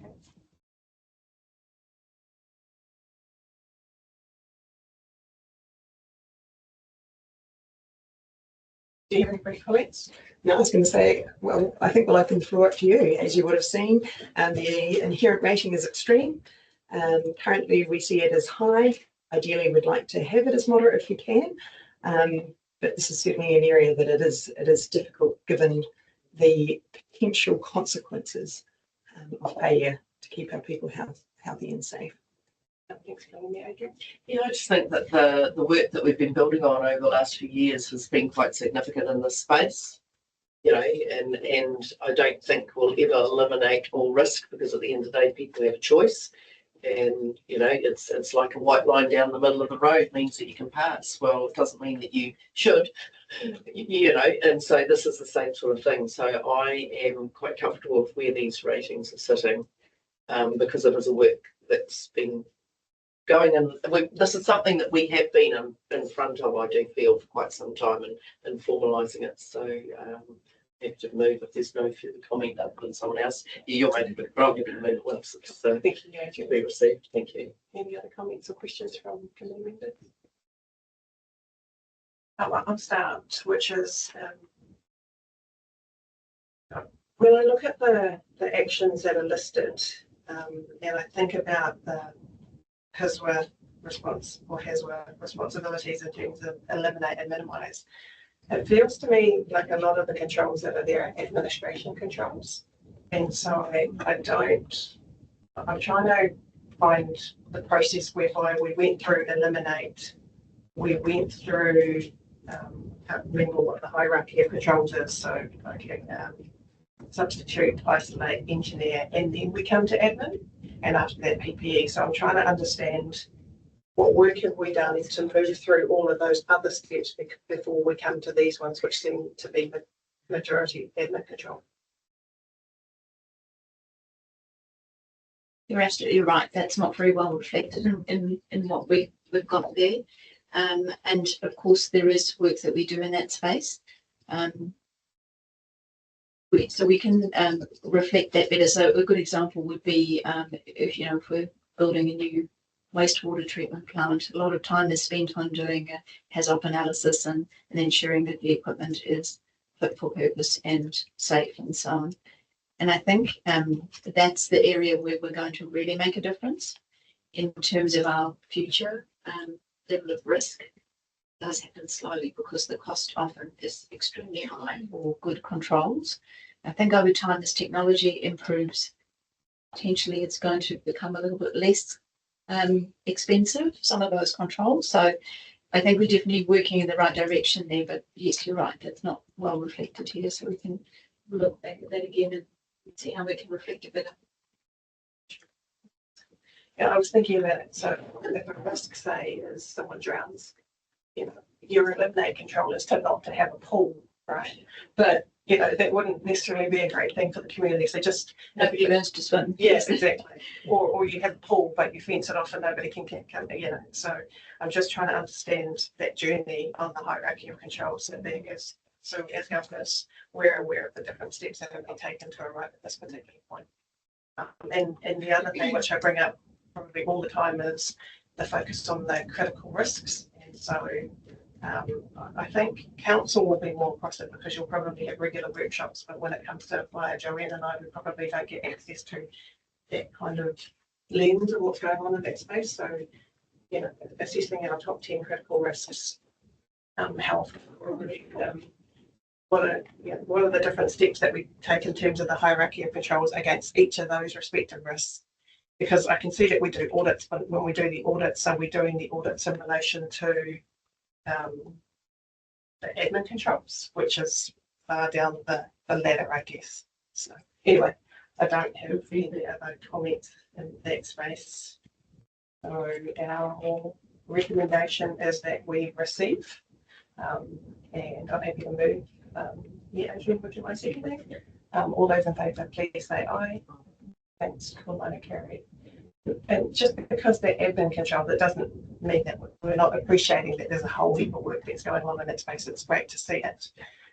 It's probably just for the ones of us that don't see it as often. How can we get that level of assurance? So thank you. The next item on our agenda is 8.4, which is the top risk deep dive, ensuring workforce capacity and capability. Take as read, any brief comments before we go for comments and questions? I guess what I would say in relation to this one is there are a lot of controls here. What we are working out and what are our key risk indicators and what we're going to be looking to measure in the future. So we've got some in place, but there's a lot more work that Kate and her team are doing. So we look forward to bringing this back to you next year with some improvement there. Questions? Some of those things are out of our control, honestly. I mean, the inability to attract, retain, and develop competent personnel. Well, if they're not out there, you can't attract them. There are stuff that service delivery failures, increased operational pressure. I mean, those are just things, those are run of the mill things that happen just every day at work. So I'm not sure how we mitigate any of those, to be fair. Just keep trying to employ staff, but yeah. Ladies, do you have any comment on that? Well, in fairness, you can attract people depending on what you're willing to pay, or what you're willing to do, or what you offer as an organisation, or how you're looking to retain. So I guess what we do have is we have strategies in place to try and support that, and to make us an attractive employer and to retain those people as well. And then we plan for when things do go wrong or when we don't have those people. What are our backup plans? So that's what those controls are. Whether they're fully effective, I guess that we still need to look into that. There are things that we can do, I believe. Of course, if you increase the pay for a certain one particular rate or whatever, or level, you increase it for everybody. You can't very well expect one group to be getting paid twice as much as the other group for doing the same level of job, I guess. But yeah. So we are currently actually reviewing our remuneration policy, and we are looking into the different options and different levers in which you can pull to change things. So even for example, by paying the living wage, that has increased our relativity between roles at certain levels. So there's a lot that we're exploring in that space. Yeah. Add to that, I'm interested to know more about why people do leave, and so that's you'll see one of the main action series to improve response rate for exit surveys, because I think that's the time when people are likely to be honest. So does everyone, sorry, Kate, does everyone get an exit survey? I mean, if you're choosing to leave, whether it's being requested to leave, are two different. You'll get two different outcomes in terms of an exit. You know what I mean? In terms of the narrative. Yeah, the value of that information. I guess we have to take it in context.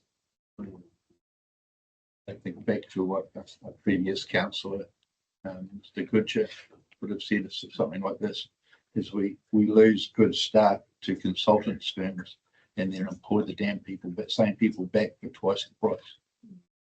Surely there was a way we could mitigate that and somehow manage to get them not to go to consultant firms.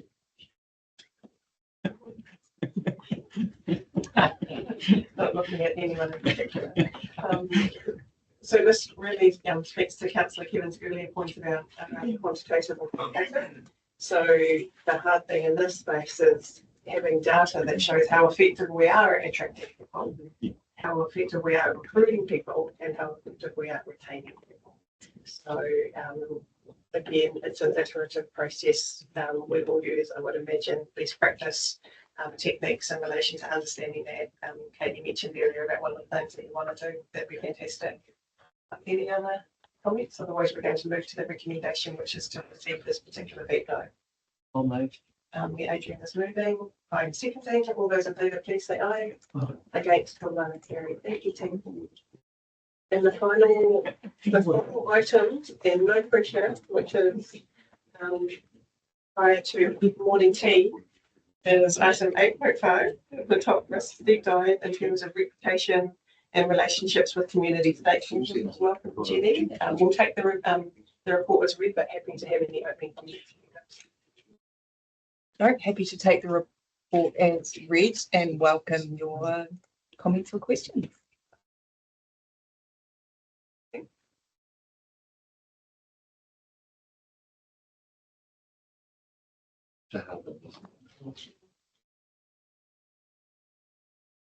Yes. You know, nobody feels, and it's really weird. I mean, there's so much work that goes into it from you and your team getting in. And oh, I didn't know this and know that, and you know, bloody council, they've done this, and you know, there's all sorts of stuff. I mean, tomorrow was at the market day the other day, you know, waving the flag and talking about the, you know, Upcoming elections. yeah, upcoming elections and getting involved and having a say and all that kind of stuff. But yeah, and the joy, and I think we've talked in the past, the joy of social media and the response that again you and your team have to deal with. It's pretty tough. I don't know what the answer is, but you know, everyone wants instant decisions and people will comment online and inflame stuff, and you guys are firefighting out the time rather than necessarily. Strategically responding. What I would add to that is that sometimes it can be even things outside this council. It can be things happening in other councils or within the sector that can influence our reputation as well. And that is why you will see that against the controls for this risk, there are none that we believe are fully effective. Likewise, in terms of the risk appetite, so similar to your discussion this morning, this is another one where our residual risk is greater than our risk appetite, but we are also realistic that this is not a risk that we will ever be able to completely mitigate or get down to a particularly low level. So yet there are still areas that we're acknowledging that we could do more to improve how we manage this. Thanks, Jenny. I think given the comments throughout the meeting pack, where the community talks about lack of transparency, not enough comms, the misconception that feeding back into a consultation means that council will act on that particular opinion. I think similarly, what we're talking about before, it's the bliss point of how much resource we put in that space versus what's the outcome that we're actually trying to achieve, and we potentially won't get there no matter how much we invest. Because I can give an example of, there's been a few people have said, oh, that we've stopped advertising every fortnight, but it's just monthly in our council and focus in the papers. And there are people of, you know, it's you get the feedback that you don't want to hear, but it's about money, right? We're trying to cut the cloth accordingly, and it's just that expectation is quite a challenge for us. But I just congratulate the team for the efforts they you know, in their comms. I think we did a pretty good job. We're doing our best to engage with our communities as much as we can. And you can lead a horse to water, but you can't make it drink, right? And I guess the challenge for us is just with elections. When you get a 30% voter turnout, well, that's your ultimate opportunity to have your say, but they don't exercise that. You know, that's the hardest part. And why? Yeah. Don't know. So yeah, but we're doing the best. That's good. Good to do this. I would reflect your community development team in there as well, because Yes. that team have done some really good work in terms of building the partnerships and the relationships, and are very visible in the community around trying to change that narrative. Yeah, it is a point, and there is significant resource goes onto that, and that was better off funded, isn't it? So yeah, it'll be really interesting. Yeah, thanks, Jen. Anyway. I was going to say the same thing. Real proud of their comms and community development teams. They do an amazing job. We careful we don't get sucked into the rabbit hole of negativity. In many respects, it's the 80-20 rule. You know, 20% of the people making 80% of noise. In this particular case, it's probably 95 to 5. I think it's 5, yeah. And 5% of the people are making all the noise. We just got to be careful. We don't listen to them. We just give them as much credibility as the other not required who have been silently approving. And that's where I think the team has shown their professionalism in terms of understanding the narrative and shaping that in a particular way. If there are no further comments or questions, the recommendation is that we receive the report. I'm happy to move. Could I please have a second? Councillors were seconding. All those in favour, please say aye. Against, Komala Evans, 1910. Right. So we will be back in. We'll be back in 15 minutes. That's okay. So we can see you. And 10:55.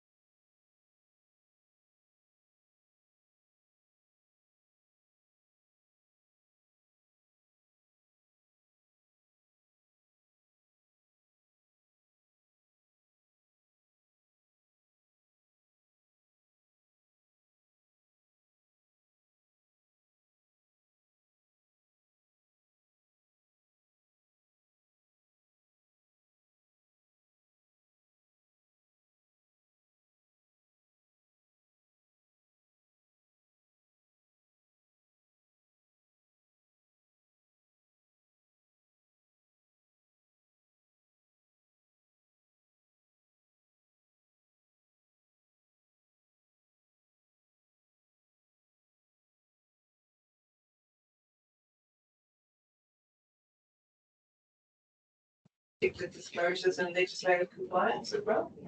Yeah. And then just in terms of expanding on that, I saw that we would have potentially an annual report of these, of the policies stock take, so that we have a line of sight of all the policies over which we have purview per se, and then maybe on a triennial basis, we'd have line of sight of all of the policies. But I just want to sense check that second one about the committee wanting to receive an update in relation to the stock take, I guess, of all of the policies, not just the ones that the Risk and Assurance Committee review. So, any thoughts on that? I'd like to commend the sustainable effort on the sustainability policy strategy. It's been 10 years in the making. Great catch. You know, it all looks pretty good to me. I mean, the management management policy that's been going for a while now, it's had its difficulties as well. Cemeteries policies and procedures, not sure why they would take 9 years. Is that something that's difficult for some reason? I guess the initial comment that I would make is it's good to have this stock take so that we've got a sense of all the different policies that are out there, the ones when they're scheduled for review and what their particular status is. And so I guess my question to you and Councillor Kevin and others is, do you want to see the entire stock take on an annual basis or a triennial basis? Because I think, it's quite an interesting one. If I can just throw it in, because we prioritise what needs to be reviewed more often than not. There is a prioritisation. So I guess it's understanding from a risk and assurance perspective whether some of the things that drop off the priorities then they just stay out in the ether and don't. And I guess it's understanding that I'd still prefer annually because it keeps it in the triennium that we've reviewed it annually, whereas to receive it in a triennium we don't really reflect. It's having the opportunity to reflect on, well, what have we done since and where it fits. Here's where I was going with this list. Are we legally obliged to review every policy every 3 years? No. Because maybe that's something we could recommend a change in, like a policy for voicemail, that seems to be something maybe we don't have to change a lot once it's been set. So it was due for review, and as an example, but a long time ago, as I now can't find it. I was wondering if maybe some of those could be reset and maybe 12 years or something. I think, well, look, my reflection on this is it's good to see this because I do have some views about what is on there and whether things still need to be there. And I suppose that's the beauty of visibility. So I'm more than comfortable with whatever the committee decide they want to see. I do have, as they have some, I'm sure the executive will have some views on whether some of these policies actually still need to be here. And they're relevant. Exactly. So, but I don't want to prolong the discussion here other than say that I'm really pleased to see this, and it's opened up another window of opportunity for us. So then we'll look at having it come through annually as well. Could we also ask that the E-team or whomever is responsible in this particular space actually go through and ask the question, do we need as a technical policy? I think we're great. Does it need to be reviewed? Is it relevant? I think that particularly arises with our internal policies. Those external policies are quite often legislatively required. Those internal policies, there's certainly an opportunity to see whether we can combine some of them, whether they're fit for purpose, those kind of things. Absolutely. So this is policy 44, isn't it? Is it the policy that says we have a policy to review policies in the meeting? No. Oh, we don't have 44 learning and development, by the way. Yeah, that is the learning and development. I mean, the fact that some of these say due for review, but they haven't been since like 2015 or something means probably means they're not exactly important. So maybe that date could be changed or they should be right. Yeah, absolutely. So yeah, so there's some things here that aren't strategic to council, but they're strategic to operational matters. And that's where there's a clear difference on understanding what these policies are in place for. So are they a policy or are they a operational policy? Are they, so generally the external ones are the public facing policies that we have on our website that come to either the Risk and Insurance Committee or council for sign off and approval. Our internal policies by and large are approved by our executive team and are for operational matters and management of the organisation. So quite a number of them are human resources related. So we've just listed them both our internal and our external policies just to give this committee that visibility of everything that we have. But happy for your feedback. I just wonder if we could recommend that some of these be changed from review cycle 3 yearly to review cycle as required. I think that will need to be denied to determine. Some will need a particular cycle, and so maybe the recommendation is that the team look at the cycle of the respective line items and then determine whether it needs to be done. My understanding is sometimes voicemail, as an example, might not need a review. You look at it, you go, there's no change required, and then you update it. I think also the review is allowing us to take a look at the policy, and if it's remaining the same, we can roll that over for an additional 3 years. But it's really just providing that trigger to look at otherwise it may. I just wonder if the relevance of having all these policies bundled together, that is it necessary? Should they be just in their lane so that we've got our policies that we go out to the community with? But those operational ones should sit in a different folder to this big list. Like I'm trying to get my head around the need to have a voicemail policy in with remuneration. So we have separated it into the external list. Yes, a separate internal policy list, and there is quite a difference in the nature of those documents. And I think what I can, not you can confirm or not, I think that the team wanted to give total visibility, and that is for you to decide. If you don't want to see the internal ones, fine. But yes, it's great. As I say, it's an opportunity for us as an executive to review this and rationalise or consider,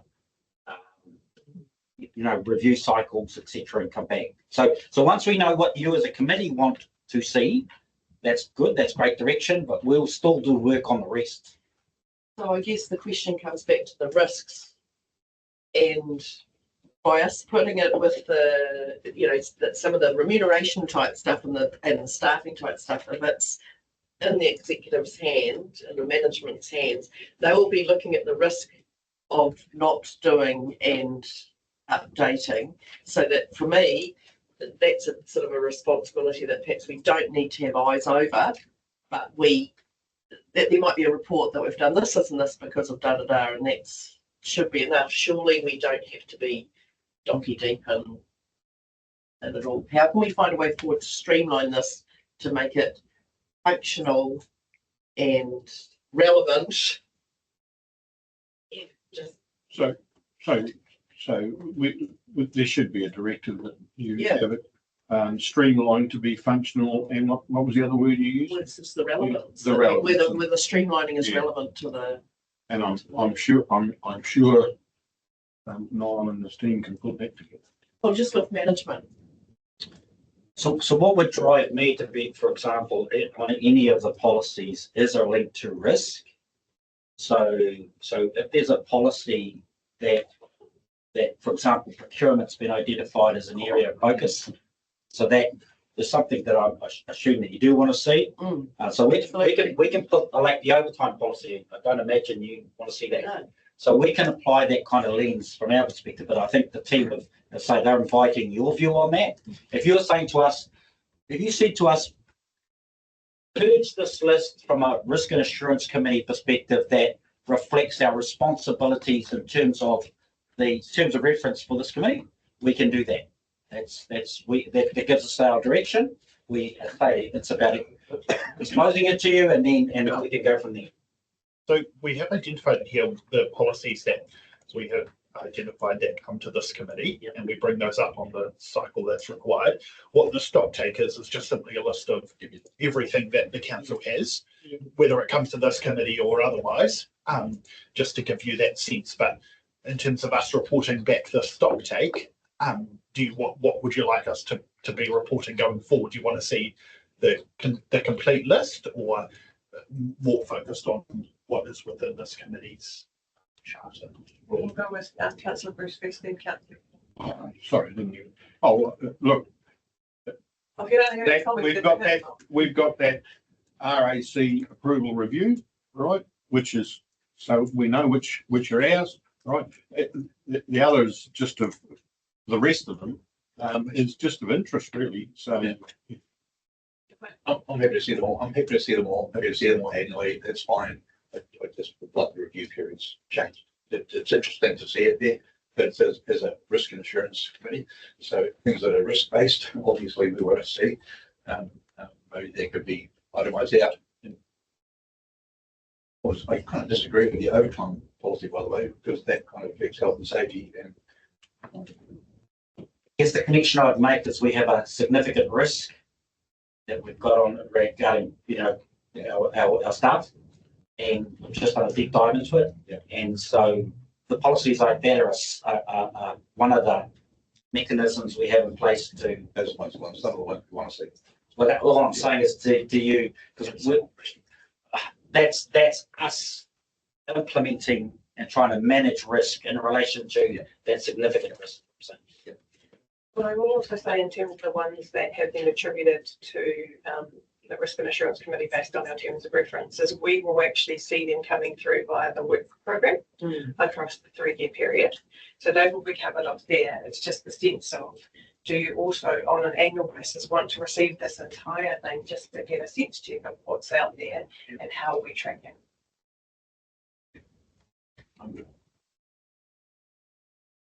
I'm in two minds. Like it's because it's an apple and a pear. The things we're looking at. But what is for me? It's what is the public interest in these policies, and what is the or localized interest from an employer perspective? Because a lot of these things is from an employment issue as well.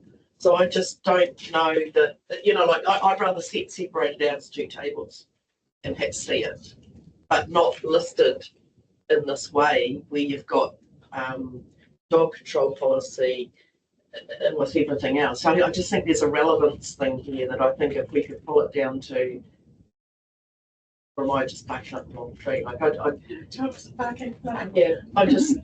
Dogs barking, yeah. Like I'm not sure that how best. Like it probably doesn't take you much to probably to generate the report. Like I guess this is the other factor, right? Is the time spent doing something, what's the outcome we're wanting to achieve from it? Perhaps if I turn it back the other way, is there a problem we're trying to solve? Yeah, the problem that we were initially trying to solve, I think it was sparked from seeing Audit New Zealand saying that we had some sensitive expenditure policies that were overdue for review. Yes. And as an example, we wanted to get a bit of line of sight in relation to are there other risks that are posed by us not having policies up to date. So that's the genesis or the whakapapa of that. But I think it's helpful to see that. What we do need to do, though, when we see it, is we need to compartmentalise. It's just a snapshot at a particular point in time to let us know that we have particular things that are in the management to determine how they're happening. Yeah. I mean, we do have the ROC approval column in here, so we can see things that we, the insurance committee played it, but appropriate. But maybe if they were in one place. Oh, we can absolutely do that. I mean, if you're just have a list of all those ones that say yes to this committee, absolutely. We have already separated it into external and internal. And if there's different ways of presenting this, I'm really happy to take the committee feedback. I think we'll take the first one, which is it would be good to start with. These are all the policies for which Risk and Assurance Committee need to have some kind of review across because it aligns with the terms of the reference. I think that's starting point. And I think we need to have that on an annual basis, recognising that each of those respective policies will go into our work program across a 3-year period. I think that's the starting point. The next point is what we do with the other ones. Do we want to see them on an annual basis just to know that they're there? So can I jump in? I'd like to see the whole lot, and then I'd like the team to highlight the ones that we need to do work on, like this, and the order that we have to do it. And I think the value of doing that is that from way back when I started with the government, if you didn't know anything, you went straight to the policy. Now, if you have somebody using the policy and it hasn't, and you also have to apply what's relevant now, what's not relevant anymore, take that out of the way. But if you're lost, you go to the policy and you follow it. And if we have them following something that we have already stated that it's in there and we don't know about it or we aren't up on it, that's where we find there's some incidences that might get us some controversy. But I'd like to see the whole lot. And again, just highlight the ones that you really want us to do. But if I'm looking down at the policies and I'm thinking, okay, yeah, we're covered. So the recommendation in front of us is to receive the report, provide feedback, which I understand to be that the stock take will include specifically at a table the policies whereby the Risk Insurance Committee have responsibility for, and then all the rest as an FYI, without the need for us to delve deep into how that's managed, because that will sit in terms of responsibility with management. I support the recommendation. Yes, and I happily second that. I think you did that. All those in favour, please say aye. Against, comment and carried. Thanks, team. So that would be an item annually on the work program too. Yes, please. Thank you very much. Get all that. I've got Perfect. Okay. Excellent. The next item that we have is 8.7, which is it's a policy, asset capitalisation policy. Yeah, Lady and AJ, welcome. We'll take it again. I said AJ too, and it's RJ. Yeah, so he does answer to AJ. I normally say RJ. Yeah. So I'll just introduce some people in the room who haven't met RJ. He's our new management accountant that started with us in early April, and we've put into good work reviewing our capitalisation policy. So, Welcome. Here, if I may just mention, I don't mind either way. I mentioned it to the mayor the other day as well. AJ or RJ, spelled a bit differently. So if you say RJ, you might spell it a bit. You might spell it correctly, so it doesn't really bother me. Our way. Your mother might mind. Just going to put a cherry or lens on it. You know, if I had done that, I would have got it correct in the first place. So, excellent. So we'll take the policy as read. And if there are any comments or questions from the team. Just one question, number 3, the increase from 2,000 to 2,500. I gather that's just the changing economy kind of thing. It's not, you know, like, it's not worth the same value as it was. Yeah, as you'll see, our policy has not been updated for a very long time. So yeah, just reflect with that, and we sort of took guidance from assets and strategy manager here on you know, what level makes sense to use. And we sort of checked it against other councils and stuff as well. So My first question is, it's great that we have the Audit New Zealand team in the room, is in terms of policies like this, which will have an impact on different reporting requirements, and Lania as well, is it our normal process if there's one that relates to financial statements, SSP, whatever, that it goes via Audit New Zealand for comments? And did it? it hasn't as yet, but yeah, as you can see, we've got sort of out to staff and staff a comment as well, so we can include audit. I'm not sure. I'll take their advice on whether they want to see it before it's adopted or. Yeah, quite good to hear the answer to that question. So Renee, in terms of from your perspective, with these types of policies, is it your normal part of the process to be involved in giving feedback on a policy?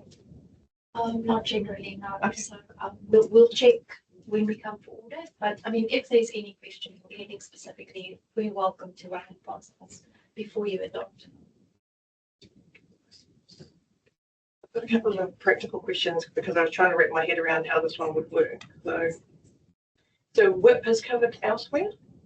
Another policy? I'm just thinking of the tie-in. Okay, no. Yeah, I don't think we have anything specific on what a policy goes. No. And then also the sale or transfer of assets is covered elsewhere. And the reason why I'm asking that is I'm thinking about what's happening with waters. If there's anything that needs to be capitalised before it goes through, if the council agrees to go forward to an asset owning CCO, I'm trying to understand how that would work. Sorry for all the hand movements. Very good question. I hadn't really thought about how that the asset transfer thing might evolve in our policy. To be fair, that's a good. There certainly will be a specific transition plan for any if that were to happen. So that issue will be dealt with specifically and consistently across all councils. But we do have a disposal process for our assets. Yeah. And well, the disposal is spoken to in this particular policy, but in my view, it's quite short. Well, I mean, it might be for a person that lives in finance and assets on a daily, it might be really very evident to you what you do, but for me, that doesn't. I wasn't quite clear what I would do. Okay, we can definitely look at that through that. Yeah, you were talking about work in progress and the timing of that being capitalised. E.g., the wastewater treatment plant at Matamata. Does that get capitalised on completion or what? Yeah, so that's kind of covered by accounting standards. It prescribes that once something's available to be used or operational, then it should be capitalised. So Well, they said before it's something used really. Holding facility until yeah, and you sort of look at it on a component level as well, like the Matamata at the moment, the desludging work's been finished. That's sort of formation for the building platform. So we're looking at capitalising that from June. It's done okay, justice. So there are aspects that can be capitalised Yeah. before the whole thing's done because that particular. Please take this question with a grain of salt.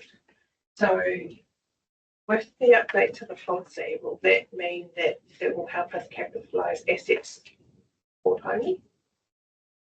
Sorry. Yeah, because that was one of the challenge we have. Yeah. I don't believe that the policy was holding us back from. Not the policy's fault. But so therefore the next question is how do we ensure that it is captured You know, like it's a process, obviously. It doesn't need to be in a policy that there's a process that it gets capitalised. You know, I'm just fleshing that out, just asking that next question. So I think the WIP issue is, well, sorry, the backlog of WIP is a specific issue. We can talk to that. We talk about the audit recommendations and status of things. But I think, look, this policy hasn't been reviewed for some time. It's not, things have been capitalised, people have been following the process, but it has been, so it actually, it's up for review because we need to make sure it's current. But look, the team have got processes in place and for the most part, this whole area works reasonably well. It just happened to be an issue in a particular time, and this doesn't solve that. No. So I look, if you're looking for assurance around that, as I say, I think the audit recommendations in our status and update on that is dealing with that issue. Dealing with it anyway. Yeah, that's cool. What needs to be solved? Sorry, What needs to be solved? oh, what doesn't? Sorry, are you asking? You said this doesn't solve that problem. What is it? Oh well, I'm saying that's actually we've referred to that in the response to the recommendations from Audit New Zealand in relation to our annual report. There was a specific item relating to this in the recommendations. So what I'm saying is, and Lania made comment, this policy is not the reason for that problem. The policy and processes generally have worked real. To your comment in that last discussion, it hasn't needed to necessarily be reviewed because it hasn't been a big problem, but this is making it current. And I think RJ refers to in the report, for example, software as a service type issues and the expansion 365, all of that. And that's a particular driver for why the policy needed to be updated. I have a question on number 9 of the policy. It talks about revaluation at least every 3 to 5 years or more regular when significant. So I'm just quite curious to understand what you term as significant, because I didn't see a list of what that means. We look at materiality significance. So Audit New Zealand have their planning materiality each year. That's based on our budgeted expenditure, I believe, on capital. Internally, I use something a little bit more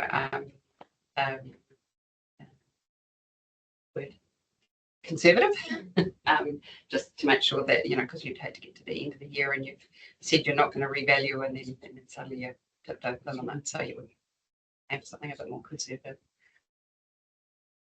It's not defined anywhere though, to be fair. Yeah, that's what I was trying to understand, whether that's defined for an independent person reading the policy at the moment, what that is. The interesting thing about that one is an example where when we're at times of inflation building and it's costing us more to build an asset, but as time changes and it might cost a little less to build an asset, that's where the depreciation, and like whether it's significant or not, I don't know, but that's where there's a bit of a defining point, isn't there? Because if we've built something in times of high inflation, but now inflation's reduced, and the market might be more competitive, that you can actually build something for a bit less than what we might have 2 years earlier. So is that where this could be triggered, that there's a valuation? Because when we build something, it's valued at what it's cost us, right? So, and obviously different lines of depreciation, but at the same time, the point of depreciation is to be able to replace that asset. So is there a technicality? Just asking. I'm just going to say there's two issues to me that you've raised. One of them is having correct information for our annual report, which is what the valuations are there to do, and which we have to have qualified people to do. The other thing is, what is a sustainable strategy to fund for ongoing the business running as a going concern? And so, just very briefly, you recall in stormwater, for example, we are not fully funding depreciation because we've identified a way to sustainably fund that, because a lot of our renewals are way down the track. So all I'm trying to allude to there is the policy is trying to ensure that we make sure that our annual report meets accounting standards. the other discussion can be it's linked, but there can be a different path for that. Cool, thank you. Like barking up another tree. No, well, no, it's related. Well, it took us down a rabbit hole. My apologies, team. So the recommendation in front of us is that we receive the report and that there wasn't a significant feedback, so we're just receiving all those. Sorry, I am moving. We're aging seconding. All those in favour, please say aye. Aye. Against, Corona carries. And congratulations to the team as well. It's been a long time coming, and it's good to see SAS within that particular space. Thanks, Anu. Thanks, Anu. We're moving on to item 8.8, which is the procurement policy review. It's done, Peter. So we're actually going to take it as read, but if you've got any brief comments, welcome to a few brief comments, and then we'll move into comments and questions. Thank you. Kia ora, everyone. So there are two items that we have reviewed as part of the policy that we think is worth updating as the procurement vision and the commitment. And this is just to reflect the value that we are delivering through the procurement. The next part is value and risk management. I would want the committee to note that the procurement manual provides comprehensive threshold table that details the value and procurement methods and requires when a risk assessment should be done. However, it should be noted that the risk assessment is independent to the thresholds, which means that if someone is buying something which is specialized in nature, it requires them to conduct risk analysis regardless of the threshold. And the risks. Sorry, and on the risk section, the changes that we've included is we had at a very high level stated the four risks, which were reputational, strategic, operational, and financial risk as considerations to staff procuring that we are to be safeguarding procurement in those aspects, but there have been a few additions after consultations that we've added. So those are the recommendations from the review. Thank you. Thank you. Any comments, questions?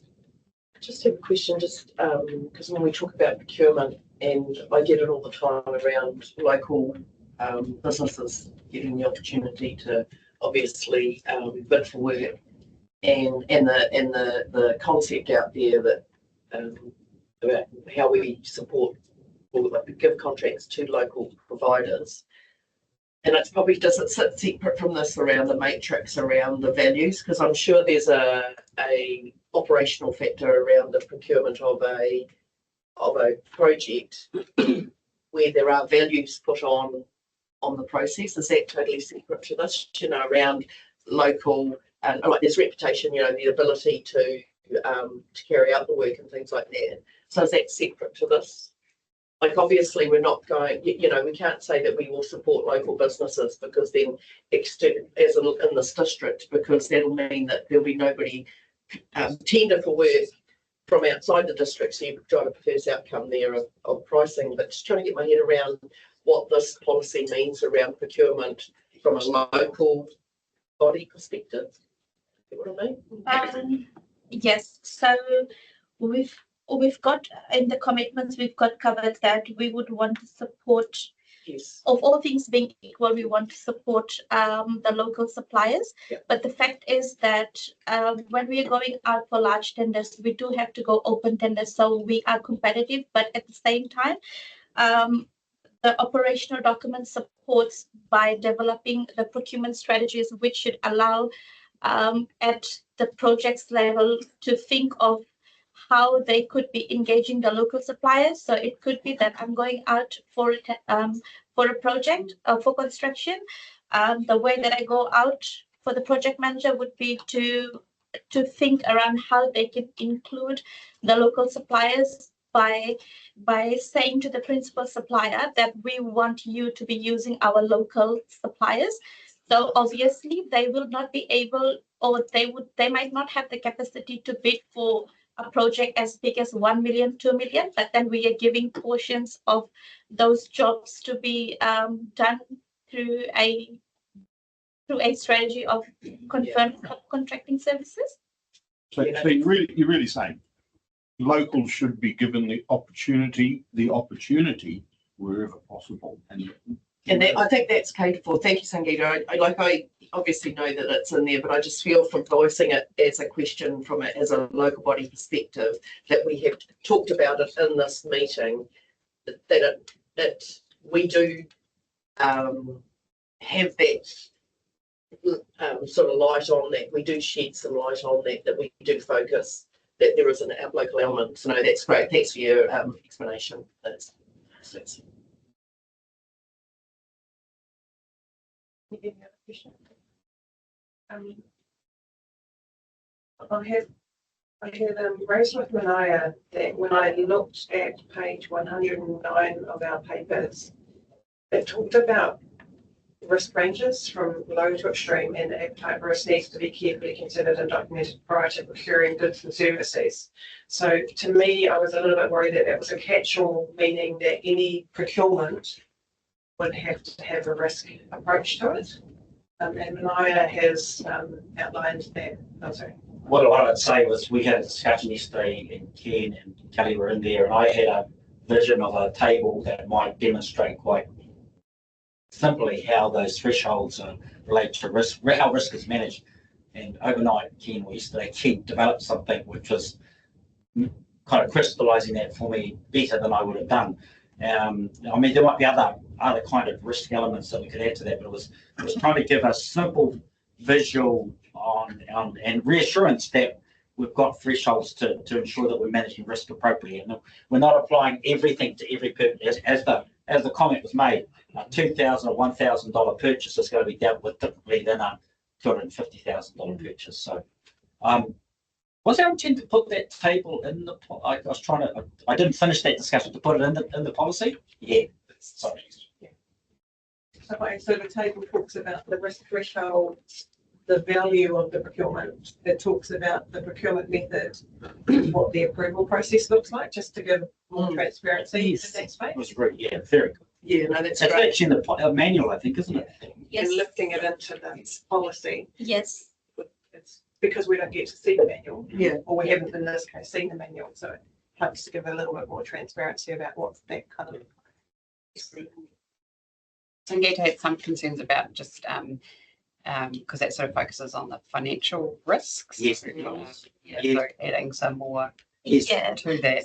So basically, my opinion would be to keep things as very high level on the policy, but then to have that document sitting in the manual, because whenever there is an operational change, we can always go to the E-team, have discussions and channel that for changes for efficiency, but it might be a little bit different sitting in the procurement policy itself, because it becomes like an operational kind of matter for efficiency levels. And I think we've covered that through saying that we've got to be looking at the financial risks. So could that just be added as an advice sheet or something? You know, like we have policies and then there's usually a sheet in behind that has like there's advice sheets. Cheat sheets, they call cheat sheets. Yeah. Yes, so they are a part of the manual. But what I've given to the committee is just a 2-page policy, which is the policy document. Which has got 2 pages. Good. We always got one on page, but that's good. But initially, if a staff or anyone who's looking for a procurement policy or procurement manual, so this is the first 2 pages of the procurement manual, and they're read together and not separately. So they sit in the manual. Yeah. I'm okay with how it works. I'm just giving feedback from a person that hasn't seen either the policy or the manual, that it was hard to get a sense of how we're tying risk through to the different types of procurement. I'm comfortable if we keep things in the manual, but if we present the policy, I think we need to at least show that, so that we've got assurance that that is being covered somewhere. Yeah. Otherwise we're blind to it. So yeah, that's what giving you. How much is a little bit of information. In the purchases of over 250,000 in value, a staff member with the appropriate delegation who's not on the tender board will approve their recommendation on the tender board. Was that previously the chief executive and 2 group managers or 3 group managers in the absence of the chief executive? That's been crossed out. Just surprising if it is, you've gone from 3 people to do it down to 1. Yes, so with the tender boards, this was part of, this has always been in the policy, but the decisions were made at the E-team level. So what we are trying to do now is establish a tender board itself, and this tender board will consist of people who participate in large procurements and very often. And then we are wanting to have a E-team representative on the board for that governance, to cover for the governance aspects. And so the tender board actually goes through the procurement plan and goes through the procurement that whoever's conducting, and then the decision would basically be made through the CEO, Manaya. I would say that it just is a staff member with the appropriate delegation. Which at the moment just happens to be me. But it might, I'm not saying we'll stay there. I mean, but at the moment, I'm the one with that level. Yeah. So that whole thrust was about saying, because all of the tenders, the executive team was effectively the tender board, and it crystallised to certainly to a number of us, I think to the E-team, that we've actually got subject matter experts who deal with contracts far more than we do. And isn't it better that we have the people who deal with that expertise forming the recommendation on the acceptance of the tender? But yes, there should be an executive team member present. It might not be the same one. It might, but there will be an executive team member, and then the decision still has to be approved by somebody with the appropriate delegation. At the moment, it happens to be me. So it's really just changed. It's formalised the formation of the tender board to recognise subject matter experts in there, people who deal with contracts and construction, etc., rather than executive team. So your appropriate delegation is you. Yes. That is written somewhere that is yes, you. Absolutely. I've just got a couple of admin questions. So the first one relates to a comment on page 104, saying that the policy is going to go to council on the 27th of August. And then on the page 109, it says that the council will review and approve the policy after the triennial election. So is the intention that it goes in August and then it goes again in October? Not wouldn't normally. No. Yeah, I was just No. Why is that in there? Yeah, no. Is it just going to go in August and then that will be approved for, I guess, the standing 3-year period? Okay. So we'll remove the reference to the triennial election somewhere in that place. On page 108, we define risk. I'm just curious whether that risk aligns to how we define risk in the policy and the framework, the risk management policy and the risk management framework. So on page 108, it says risk can be defined as exposing someone or something valued to danger, harm, or loss. Does that align with our framework? According to the comment, it does, but I need to check it. Yeah. It seems to be different to the ISO definition of risk. So, Ken, do you have any comments on it? Sorry, come to a step. Yeah, look, I have suggested that we actually take that definition out because the risk management framework is under review. We want to be consistent, so yes, I have suggested to Sangeeta that that essentially will reference the risk management framework there. Yes. And of course, that is being developed. And in fact, this committee will see that risk management framework at its next meeting in September. Thank you, because I've also made the comment in relation to the listing of the particular risks. If we change something in the policy or the framework, then that requires us to potentially go and change this one. So we just need to make sure that we're as, I guess, sustainable as possible, so we don't have to do a whole heavy lift each time something changes. Yeah. So acknowledge that, Chair, and again, I did ask that on to Sangeeta yesterday. Yeah. Other than that, thank you. recommendation is that we review, we've provided feedback in terms of be specific about this, around alignment of the procurement policy with the risk management policy and framework. And we recommend that the policy go to council for approval, but only in August and not in the next training. I am moving. Yeah, I'll second that happily and really like the vision about obtaining best value. I think that really captures a much better term than the previous one. Awesome. So thank you for all the work that you've done. Well, I was excited to see this policy and job well done. Cool. Thank you. So the next item is 8.9, which is policy on managing conflict of interest. I think we have Kate in the room. Kate. So we're taking the policy as read. Any brief comments before we open for comments or questions? No, Go straight into it. okay.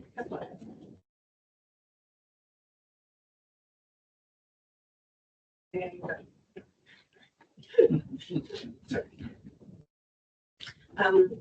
I'll start with, in terms of the definition of conflict of interest, where has that come from?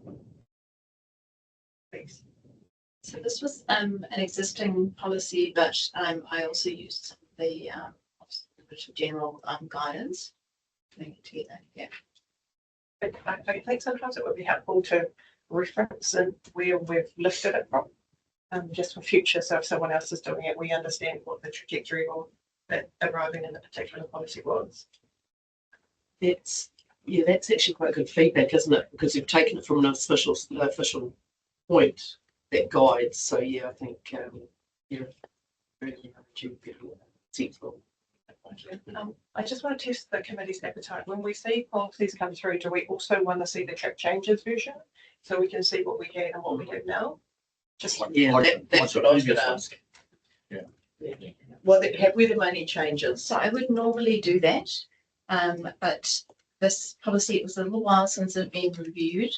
Those guidelines hadn't come out of that stage, and we also used quite a different voice when we wrote it originally, whereas now we've clarified and simplified it. So the track changes just look Completely. A bit mind blowing. So that's why I didn't do it in this case. But generally we do that. thank you for covering it. Yeah, I think that's quite important to reflect on. This policy is quite different from the previously written one. That's the answer that I think we're hearing. Right. Yeah. So the expectation is that we'll receive the track changes version unless it's so significantly different. Okay. Yeah, this is.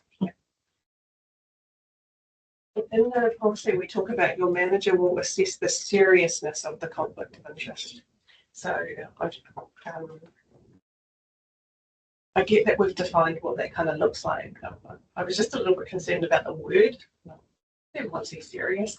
So, I don't think anyone else has an issue with it, so I'll move on and I'll just keep that in. But then we also talk about for significant conflicts involving substantial actions of high risk. I think we're using quite a lot of, what was the word that you used before? Qualitative? Or, there's Judgmental. open to interpretation, or subjective in terms of what those could mean. So Then around risk.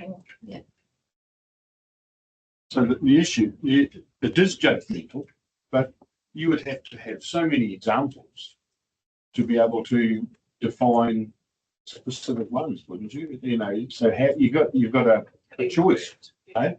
Yeah.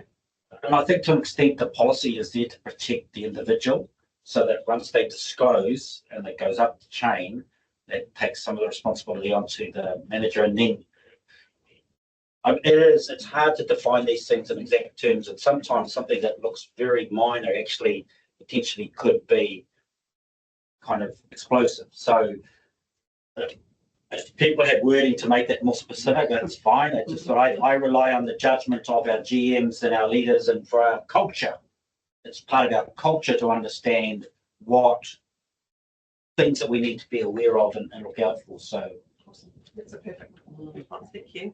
Yeah, the term relatives and friends in here is like so. I mean, what's a relative? Is my fourth cousin 3 times removed? My relative is my friend someone I meet once a year. A friend. So our mantra to our staff is, you are best to declare something than not, and that keeps you safe. It's about, as I say, it keeps people safe. So yes, you could get into again, where do those relationships come in? But if it doesn't, if it feels like you should, I've declared, and that's what we try to say to staff. I mean, you've seen before, in a small community, we know a lot of people. Yeah. We wouldn't be able to make a decision about anything.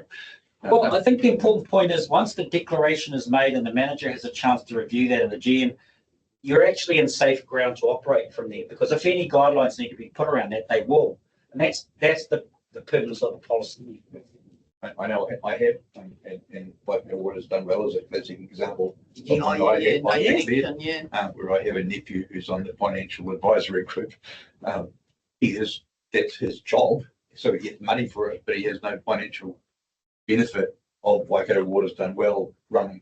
So I clarified that, and it's been said it's okay. So yeah, it's just if you think something might bite you in the ass, then be better off to tell it. And fascinating is if you ran AI over this, what it would tell you. You know, like this is the fascinating thing about artificial intelligence and Curious about what the question would be. How do I do this? Yeah, and that's the fascinating thing about AI and where this is going, because some of this stuff will over time AI will have another lens over as to how we operate. But I'm just fascinated by that. But I'm more than happy with this. If there's no other, okay. Will AI look on Facebook and find out if someone's your friend? Yeah. But you can type it in, right? So you can say what are the things that you need to have in a conflict of interest policy. 3 seconds, you get the list of it, and then you just check that out. Correct. So yeah. We talk in the policy about managing the balance between public disclosure of a conflict of interest and privacy. Can you comment on that, please? How if a manager sees that someone has declared something and it might be, how do they know whether to make it public versus? So I think we don't very commonly do that. They're probably unusual for there to be a need to do it. And if we did have to, certainly we'd have to talk to the person about how we're going to manage privacy. I think that would probably generally be in a situation where we think it's likely that it's going to become public one way or another anyway. And so it would be around how we manage that. Kelly, did you want to add anything? Only because it says in the policy when public disclosure is appropriate. So just trying to give the particular manager assistance on what that would look like. Like Kate said, it's not something that we've dealt with before, and I think it's something we need to explore further. And I think even you raising that today will allow us to delve into that a little deeper. I think it's also, I can say, it's an indication of how privacy requirements are making their way into our policies, and our awareness of our compliance is within the privacy area. And then Renee, this is probably more for you. We state in this particular policy that Audit New Zealand audit all declaration of interest forms annually. Is that a fair statement or sample? We look at the whole list. Okay. Thanks for confirming that. That's good to know. The other thing, in terms of the relevant information, a few other things that you might consider adding would be things like the code of conduct, board appointments and remuneration, delegations, and recruitment and selection. Just there's other things that I thought that might be more relevant to conflict of interest. I'm neither here nor there. I'm just consideration. Yep. Thank you. But the recommendation in front of us is to receive this policy. I am moving. Mayor Adrian is, I apologise. Mayor Adrian moved and I will second. All those in favour, please say aye. Against, Kumana carried. Thank you. We are moving to item 8.10, which is the annual report for 24-25 audit plan and scheduling of important dates. We are effectively taking as read that open to comments, please. Thank you. Tēnā koutou. Yes, happy to take this report as read, just to again highlight what's in the report around the adoption date. We are working very closely with the audit team to adopt for the local elections, and we have a date of the 8th of October is what we're working towards currently. We are in the stages of our pre-final audit this week and next week, and then our final audit is set to begin on the 5th of September. So happy to take this as read and pass over to Renee. Anything to add? Awesome, thank you. Yes, thank you. In the audit plan, also taking the read, just maybe noticing that, or noting that our focus areas this year again, much of a lot around the PPE, so valuations, fee value, assessments, and also the capitalization, and everything around the PPE. That's where we will focus most of our effort, although we do audit everything else as well.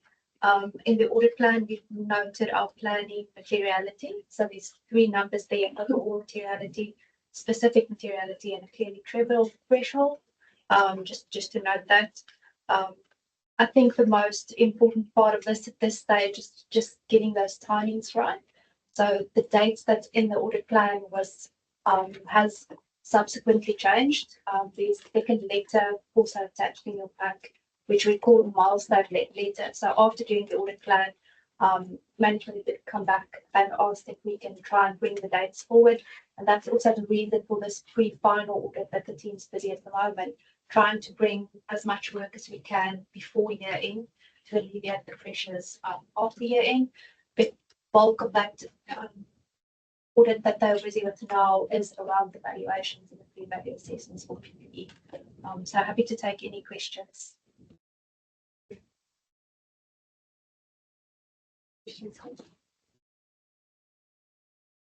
So are we going to lift the target?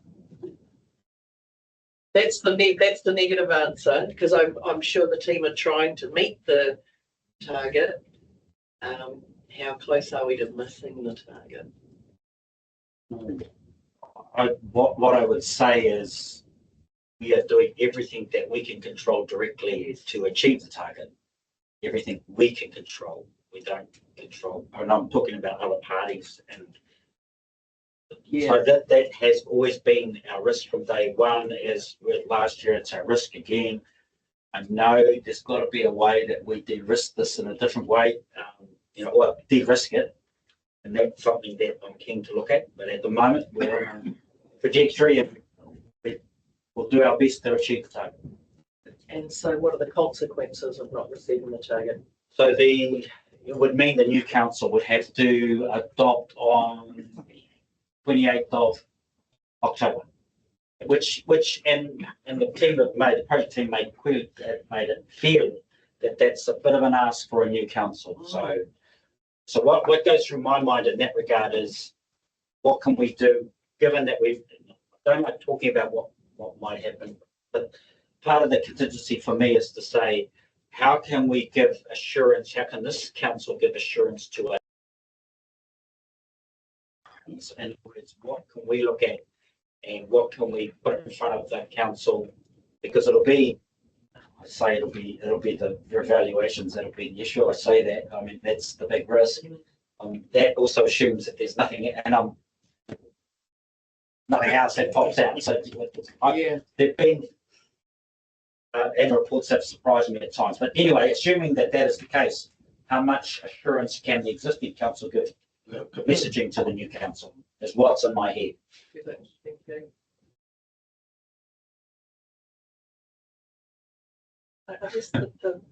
Sorry. I'm going to put you on your goods you're heading. How close are we going to get to the proposed audit fees this year, do you think? I mean, does it go up because of stuff that these guys here have put deal with, or 40% and then 25%? Perhaps I need to answer that question. To be fair, quite high. That's down to us. That's down to us. That's down to us. They stay here. That's down to us having things ready and being able to respond. Largely, that'll be down to us. But the closer it is to the proposed, the better we dealt with it. Yes. I'd say it comes down to two words, which is quality and timeliness, right? So the quality of information that our team gives to the Audit New Zealand team and the timeliness in which we give that information to them according to the plan, as well as responding to additional questions that might come up. So we know how good we are, how close we get. Look, I think just the context of those numbers. Yeah, look. Would it be fair to say in that last round of renegotiating of audits, it was highlighted across New Zealand that our audit fees were not realistic in terms of the effort. That's across the country. So that's just a little bit of context about why the numbers changed. But squarely, this sits largely with us as to getting to that figure. Which I guess leads to the question of what prevents us from it, and is it a resourcing and capacity sometimes has been a challenge for us. I think the team. There's no question that we've got a great team, and we've got a great team.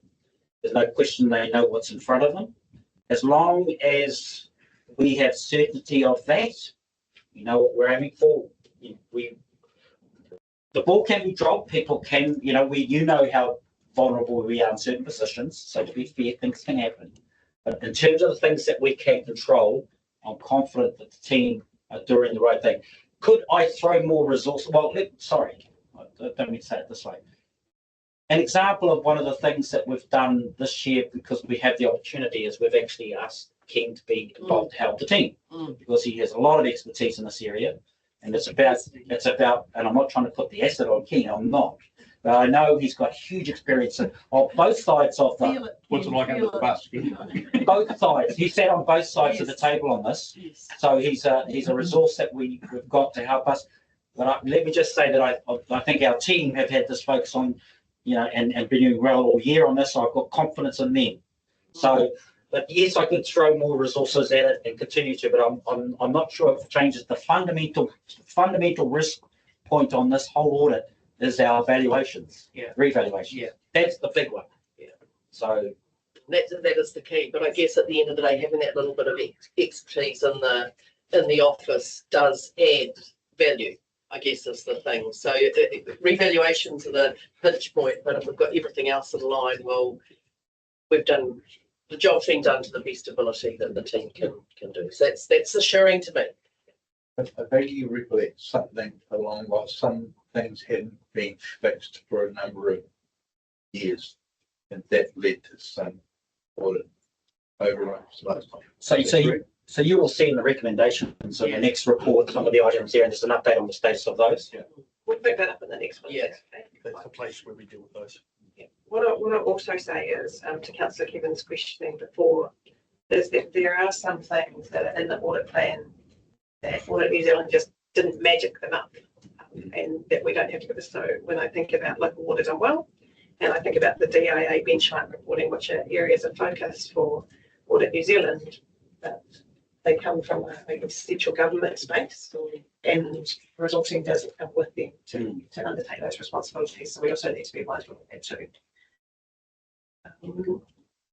In terms of setting of materiality, I'm just getting a sense check from the team that we're comfortable with where it's been set. Yes. Yeah. Okay. Yes. Thank you.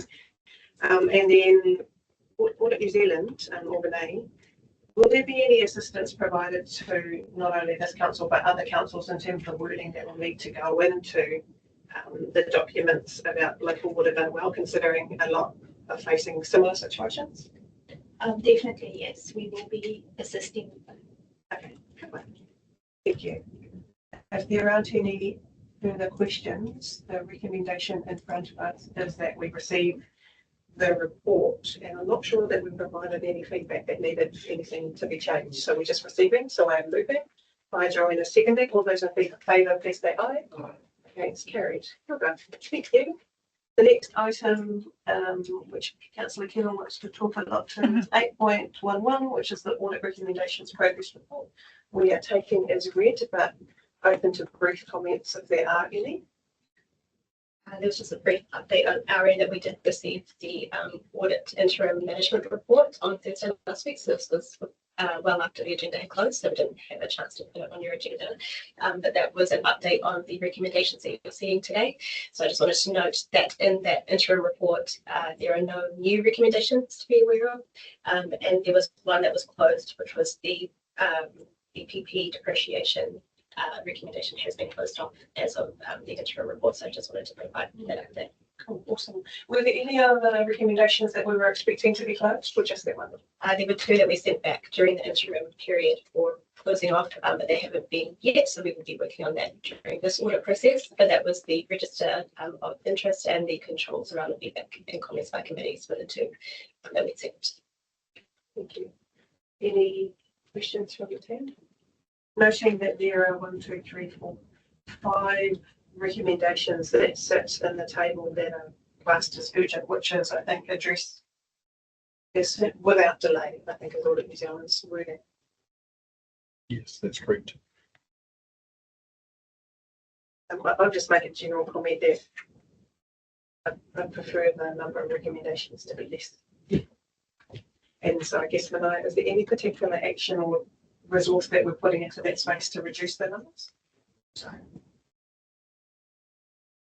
So just want to note that a couple of those, at least one of those urgent ones is an LTP issue. There's another one on here. There's a number of these are LTP issues. So I mean, they're on our radar in terms of the next LTP. So it's the financial model and forecast, for example. So what I'm hearing is we're doing everything that we can with the resource that we Well, have. the reality is I could bring in more resource and I could hammer this more. The question is the value, and that's not being disrespectful to recommendations, because I too wish to have less recommendations. There are some issues on here that have been long-standing that would be, and we will have discussions with audit about those ones. Look, what's in front of us is a pretty big change program. I don't think we've got the capacity to do more than we've got, because we'll be pivoting to deal with a potential change program. So yeah, I think that's all I can say at this point. So I guess if I raise the one around farm properties 2020, 2021 as urgent, not progress, and we've defined it as low risk. Now, when that moves across into the CCO, yes. How will they address this? Will this, like, does the political give you 50% discount if you pay your bill? Well, like it's So this is an interesting one, right? Because that goes through into the CCO. So what is the generic issue there is the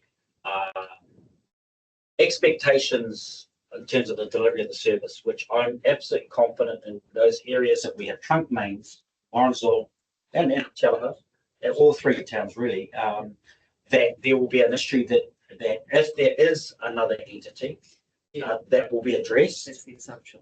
But I don't think it'll be at the top priority list. No.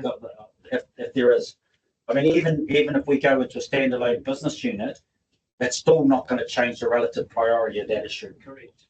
I think compliance issues are far higher in priority. And this is what it comes down to, is around the risk.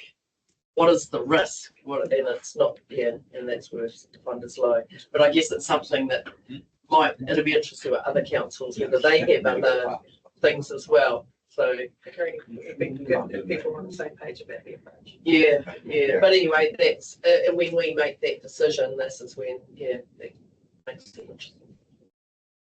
I was just going to say the suspense account reconciliations, I think, is the classic example of what I was talking about before, about something that was back in 2018-19, and we don't expect we'll close the recommendation this year either, because we basically do it as an ad hoc function at the end of the financial year. So how much does that cost us for that not to be signed off? It doesn't cost us anything. It's an irritation, and one that professionally the team would like off the list. And I guess the only question I'd say about that is, going forward, there are what, and look, and I know the team are looking at things, but we, a bit like our work in progress, what was it called under here? We call it WIP anyway. Assets under construction, I think is what it's called.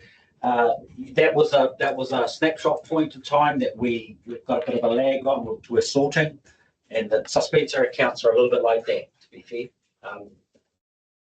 I just want to make the point, and it's not about, because I would like that list to be lower. Absolutely. We've had unqualified opinions for our annual report, and that's what we expect to continue to have, and we expect to keep improving. A bit like our conversation around the other risks and getting to our risk tolerance. We will move things. I'd love to move them as quickly as possible. But I'm pretty confident that I won't move all of these off the list for our next audit. I'm just being realistic.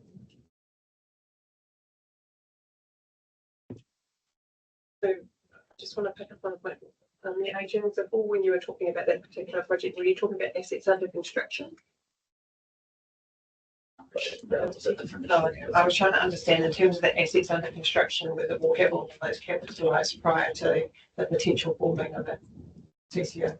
Oh, no, there'll be still assets under construction if that happens, if that CCO goes. I was just trying to understand the quantum. I guess there's the general appetite there. We would love the numbers to be less, but recognising with the resourcing and some of the longer term potentially systemic issues, that's not as easy. Correct. Oh, we're going to move to the recommendation that's just to receive. Sorry. Can I add one comment? Maybe just in response to Councillor Kevin as well. We absolutely understand the challenge in working through this list and getting these things closed. Just want to make the point that these are the items that create risk in the audit process, because of these are the things that could take a bit of time. It could create some issues that we need to resolve before we can close down. And especially in the year when you've got such time pressures. So I just want to make the point that these are things that's creating risk in that time. It's absolutely right. It's the balancing. Yeah. So, and that's ultimately what Manai determined to put more resource against it to close the recommendation to reduce the risk of potential. Yeah, good luck with that. Financially, I mean, suspense accounts and reconciliations have to be done manually, really. I mean, I don't think there's any other way of doing them. Journal entries.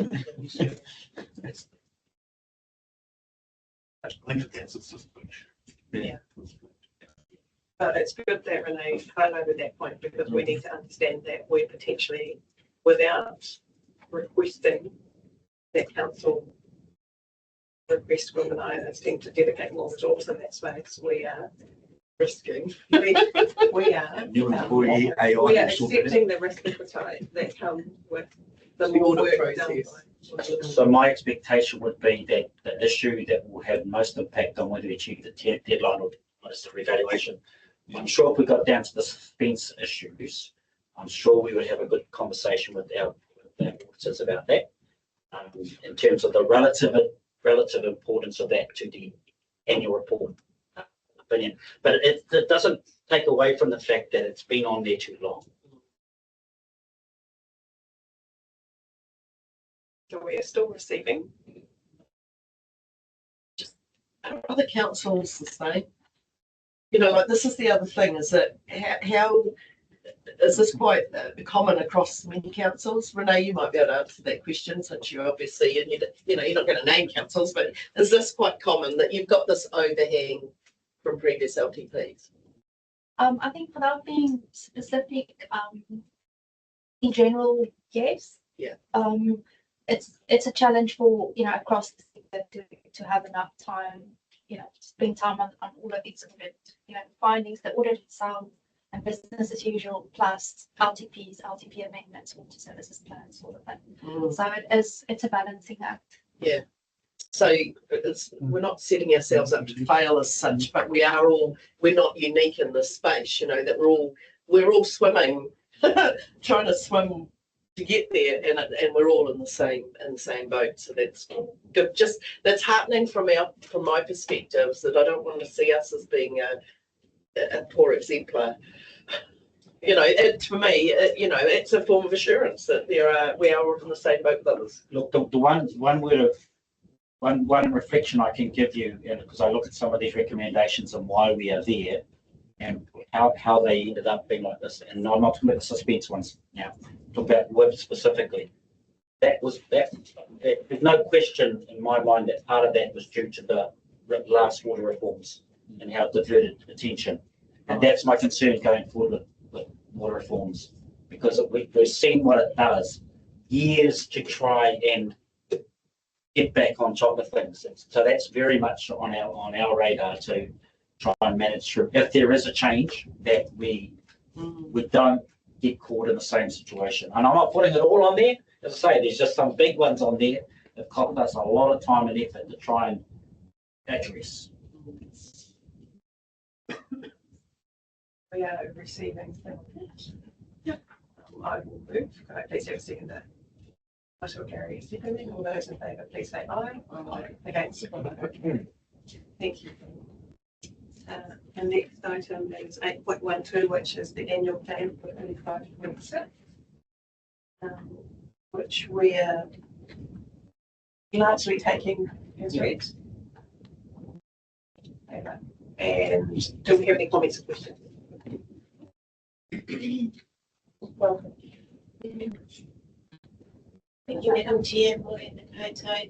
Yeah, just presenting the draft of the annual plan 25-26 alongside an assessment of legislative compliance and also an outline of one of the key risks and how we're managing that, which is the delay in property revaluations, and can give you an update on that one if you wish. We'll take the update. Thanks. Yeah, that update on the reviews. Thanks.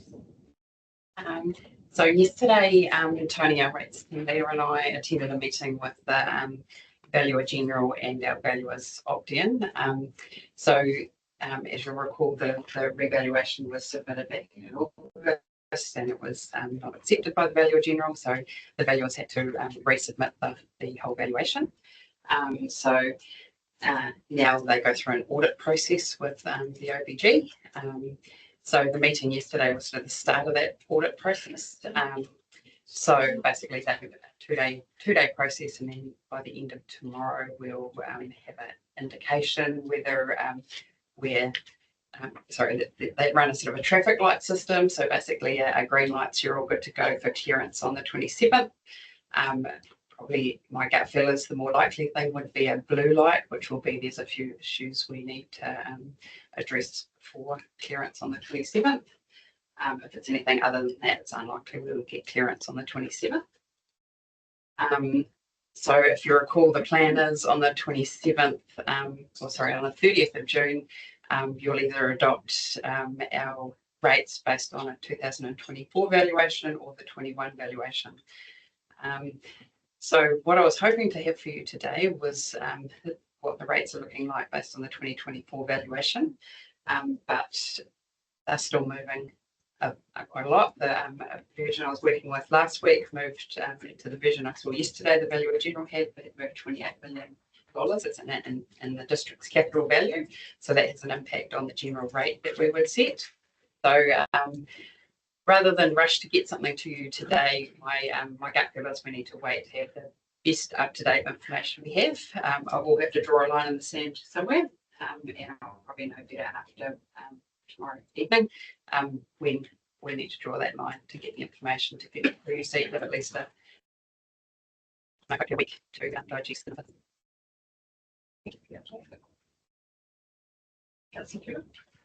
Just a clarification. Does that mean that if it doesn't go through and its valuations based on what was previously, does that mean that bare land that was valued at $1 million, for example, that hadn't been built on, will still be valued at $1 million even though there's been a house on there for 3 years? So what they do is they would value anything at the 2021 valuation. That's what they do during the year. Everything's based on the basis of what the value would have been at 2021. Yeah. So that the rates are shared equally, fairly. They would take into account there's been something around. Yeah, they would. They would update the value, but they would value as if it was there in 2021. Yeah. So I know that's a bit of a, to be fair. To be fair, yeah, that is fair. I mean, I know that some pay rates, some are paying rates on bare land, even though they've been living on it for the last 6 months in a house. And it doesn't get caught until the next rates revaluation. I mean, that's the law. That'll happen every year. Somebody builds and the valuation doesn't come through in time. We have to rate on the valuation at the 30th of June. So that's not a specific to a revaluation issue. That's but they will take into account that even if it's not, they will put a house on it and value it as it that. Yeah, correct. But This is about the improvements. it's the improvements, yes.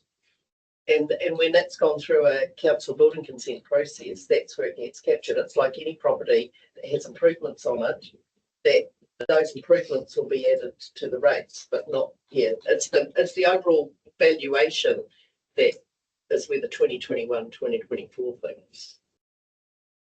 So that's what makes up improvements. Because if they build houses, it's you've got COC, then it comes up. No, it doesn't, but it's the 1st of July. Yeah, so it will be captured. They won't be having a bare land rate for next year. It's just understanding that process.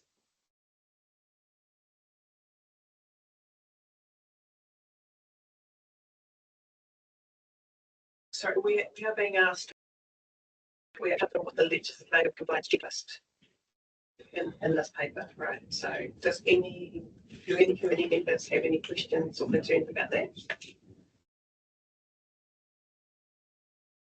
We've followed the process. We didn't go up consultation because it was in line with our LTP.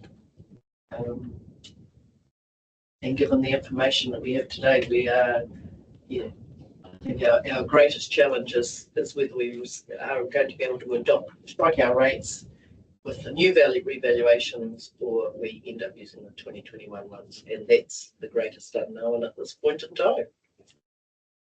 In terms of the annual plan, is there any need to mention insurance in there? Any legislative requirement to mention insurance? I'm just curious because it can be such a significant thing if we've got billions or squadrillions in a number of places. We definitely, there's a disclosure requirement in the annual report, but not the annual plan. Okay. Thank you. I will just make comments. It's got increased debt, increases in service delivery. It talks about the Matamata wastewater treatment plant delays and the impact on funding. There are significant revaluation or asset revaluation shifts. So just recognising that there's a lot going on in that space. I don't have anything further though, but we are being asked to receive the report, provide any feedback, approve the legislative compliance assessment, and then give feedback on the risk, which we've already talked about, which is accepted. We've got a couple of options depending on how things go. So I'm going to shape up the recommendation. So we're going to receive this. There wasn't any substantive feedback. We're going to approve the legislative compliance assessment and agree with the approach that's also been taken in relation to the risks. I am moving. Joanne is seconding. All those in favour, please say aye. Against, carried. All that. More risks. Okay. We're not feeling overwhelmed at all. We are on item 8.13, which is the project management, and the top 5 risks for the Matamata wastewater treatment plant, the Matamata Stadium, and the Matamata Domain Playground. We are taking these particular items as read, but we'll start with the wastewater treatment plant. This is Marie, our project manager. Kia ora, Marie. Kia ora.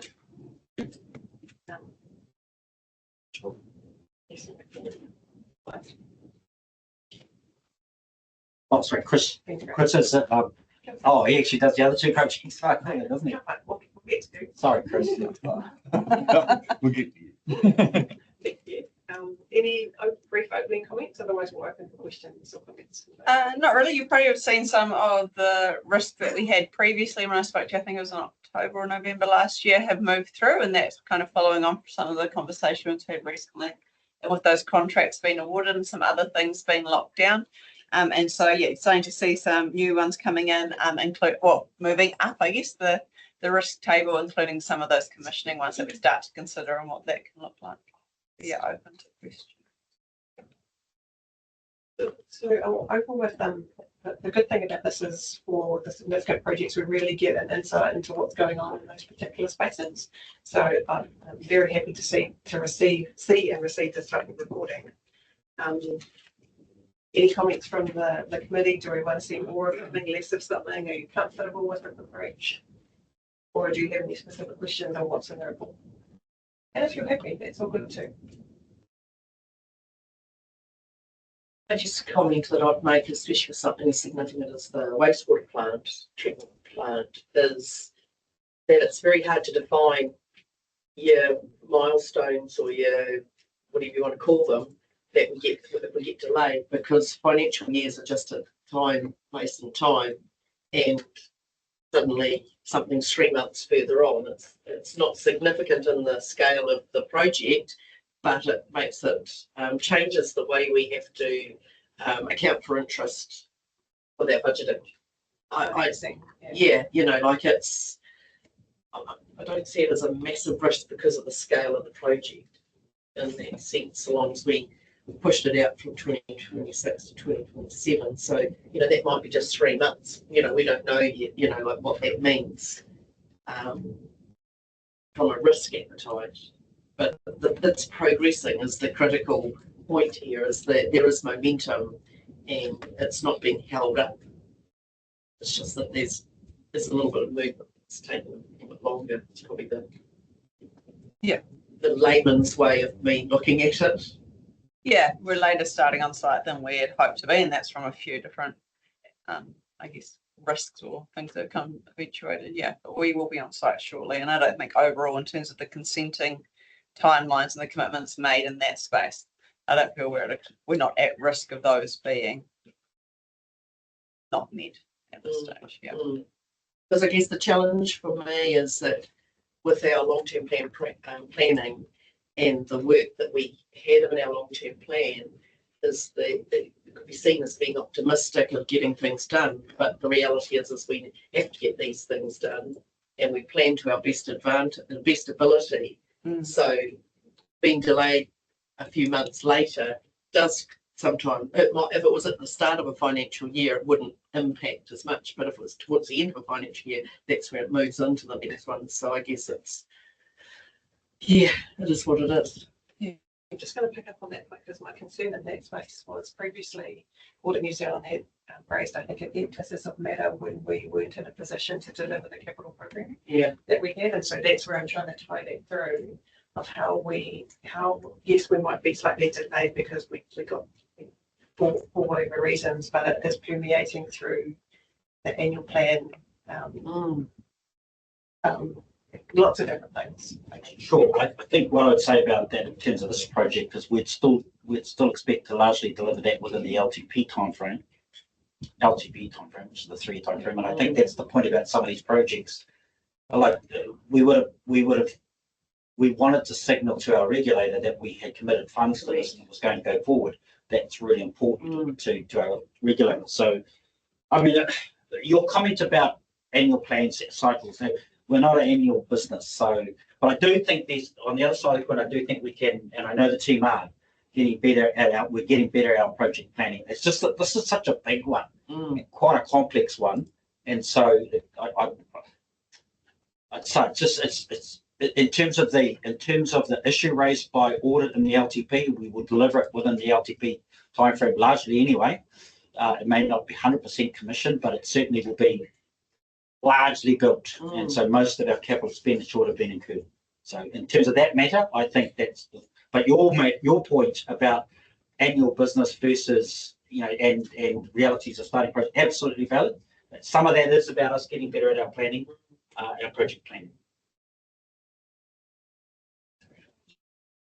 Yes, and not looking at the individual projects, although I'm sure there's a, like, and I know the risks within each one, but having three major projects in the same area and the staff that it takes to look after those three major projects in that one area, the risk that we face if we have delays in each one of them. And I know every time I look at your face and you're not smiling about the stadium, like I'm thinking, okay, so I'm smiling now. No. This is my smiling thing. Yeah, you want to see us graduate. I just impact if you have one major kind of area that's not doing what it's doing what we're planned for, and then but you have then another one in the playground or another one in the stadium. Just the impact of that might have, Sure, I guess that's tied up into, and Rachel has been a key driver in Susan's team to develop our project management framework, which incorporates all aspects, not just the planning, but the business case, joining all those dots. We know we had to get better there. We know we're getting better there. A big project like Matamata wastewater treatment plant, if we were ahead of project, our annual report would look great in terms of project delivery. If we were ahead of project, that's the significance that one project can have. But what I would say is, to your concern about how big projects can impact on us and how vulnerable we are, I think I definitely know we're getting better at that, and I know that we're getting better at our project planning. And I know that when Chris talks about the other two projects, he will be smiling. But it's a fair observation. We're not a big team. We are a big team, and we are talking about making sure we put forward more realistic project schedules, which account for our resources and are aligned to priority. So your point's well made, but I think the news here, actually, if I look at these three big projects, my summary comment is I think we're in a pretty good space, to be honest. And if I take Marie's point, we're above the ground now. We've got our contractors settled. We've got a couple of design issues that are outstanding, but they're not, I'm talking about the wetlands area, they're not big in this. The big issues are nailed. So apart from construction risk, the risk comes down to, the construction season and the weather, I guess. So I feel we're in a good space with all three. Yeah. If I can add to, I guess the other thing with the complexity of the two community projects that Chris obviously is directly linked to, is we have other stakeholders in the game. And I think the best thing about these two and working with our community, we've had to find a way to adapt and move. And of course, that's where our processes have had to change in order to accommodate the community's aspirations, as well as working with the stadium with the Ministry of Education. So I actually think that these are winners for us. They really are, because they're a significant piece of work, and it's taken a lot of bringing people together to move forward together. And I just credit the team, the efforts of the wastewater plant. There's always going to be pieces that never quite fit, and it's minimising those risks. And I think it's like the progress that's been made. There's always going to be risk when you do these things, but I think the progress that's been made is we've actually got some momentum here. The biggest thing is the momentum, and we are delivering. I'm really happy to hear that, because it goes along with, when we talked much earlier in the meeting about staff, and then we talked about the financial risks, and then you have, what's his name, overseas doing whatever he does with 100% tariffs and all that kind of thing impacting on, and then we've got three projects that we can only plan for what we can plan for, but it may have a delay in one, but it might affect the other two in the same way. So the job is always to ask about those strategic questions. That's okay. Just two things. Firstly, I do like the heat map set out on here. I know it doesn't quite give the same sort of we are here versus where we want to be scenario as the other one, but this one's so much easier to read. And secondly, going to the wastewater treatment plant to do a site visit was well worth it. is on a like, this is what's happening, this is what's been done, this is what, I just wondered, was risk and insurance actually involved to that? No, I don't, I apologise, it was a kind of a short. It was done in a week. It was done in a week, I do apologise, because it would have been a good. It would have been really, really cool for the risk. It would have been, it was actually a very good visit. Yeah. But no, it was well worthwhile, you guys did amazing. I guess that ensures that the council that we have been on site, because the next, that was, we didn't have a workshop, and so we thought, right, let's do a visit, a site visit, because the next week at our meeting, we had to discuss the increase in the budget, the cost of doing it. And I think it really added a layer of reality for everyone on site to understand the scale of the work and how it worked. So it was hugely beneficial. You did right, Kevin, it was very beneficial for the council to do that site visit at that time. I think you'd agree with that, hey, Marie, with the conversations that we had. It was good. Easy to visualise it. Yeah. Right. Yeah, being shown what we've got now and explain what's coming in modular and expandable really easily and stuff like that. So that shows you that. Yeah. You might not have seen it, but are there any other questions as well in terms of the stadium and the playground? So we kind of dived in there. Chris, did you have any comments that you wanted to make? No, the stadium's going great. We're out of the ground, foundations, water, seal, standing, so it's going really well. And playground, we're in a better space as well in terms of fundraising and all that sort of thing. So. And I have to report that Foster's were on site, or the contractors were on site at the college on Saturday when we watched the first 15 play. There was work being done. So they came out the sunshine, the weather was good on Saturday, and they were there with their crane doing it. So, you know, it is moving. Well, no, also, I'm quite keen to understand, like, maybe this is more for Rachel and Kelly or Ken, how we're going to link what we're doing in the top risk space and the risk management space, and not only the space, but probably the health and safety space. So if you're giving thought to that, because when I look at one of the risks for the wastewater treatment plant, which is risk of legal regulatory compliance, and project that's the consequences moderate, whereas in the top risks, the consequence is high. So how, and I get that there'll be slightly different situations, but I'm just trying to make sure that, you know, we present as a cohesive team in the risk space.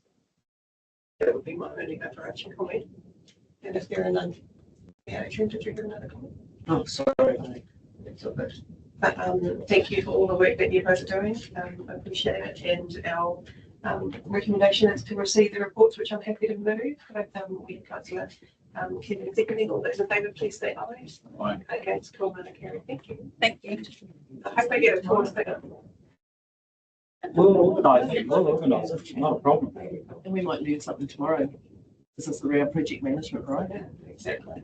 The next item we have is 8.14, continuing in project management. So we have an update from Rachel, which will largely take as read, but if you've got any opening comments, happy to hear. No. Any questions? Any questions, team? I'll just repeat my comment if I can. Look, Rachel's focus this year has been embedding this and upskilling people like myself on the reporting, and we're really pleased with the visibility she's giving to us of projects. There's still a bit of, I have to confess, I've still got a bit of work to do myself to translate. But the key, the best thing that, not best thing, but one of the great things that's come out of this is we've said to the project team, you've looked hard at 25, 26, because the lessons from 24, 25 were still a bit optimistic. So look hard at 25, 26 to put a schedule in front of council for next year that is deliverable. So, but great visibility she's given us. I just need to, as I say, connect things a bit better myself so I can interpret it properly. But very happy with the work that she's doing.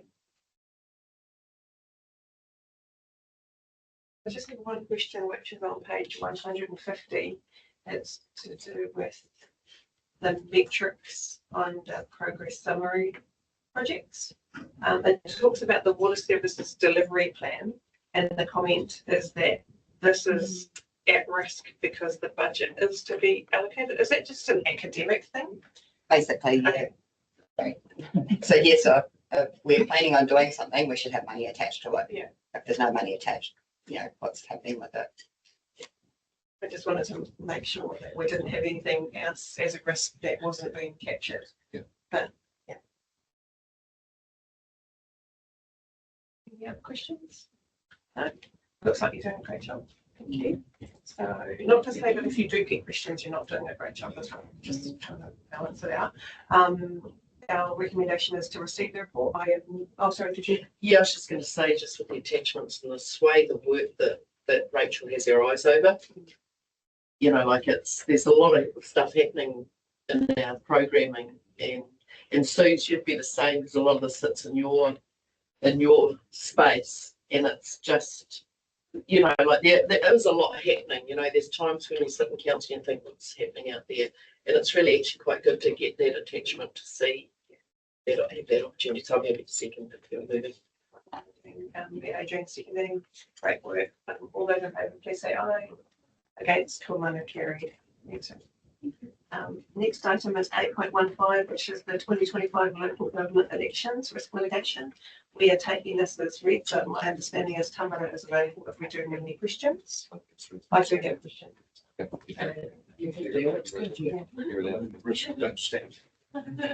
Yeah. The first comment I make is it's good to see that there are options. So thanks for the feedback. But it's good to see that there are options available for the community in terms of where to vote. So having a mobile voting space and also voting at other councils. So I'm quite keen to understand how we're mitigating any risks of things not going to plan in that space. So the only people that are able to accept votes from other councils as well as our own on the mobile voting booth have been sworn in as electoral officials. And then as part of that, they've declared that they would follow legislation. And it's great to see the checklist, and there are some where the status is underway. Do we have any concerns that those underways may not result in completed? No concerns, they're just progressing as they should. And you've got your two ICs all ready to go in terms of what you're saying, people sworn in? Yeah. Yep. If there are none further, I am receiving the report. Can I, Deputy Mayor Jones is seconding. All those in favour, please say aye. Against, Kumana carried. Thank you. 8.16 is the safety and wellness report, which we are taking as read. We had Kate back again. Welcome. It feels like a revolving door. Any comments or questions from the committee?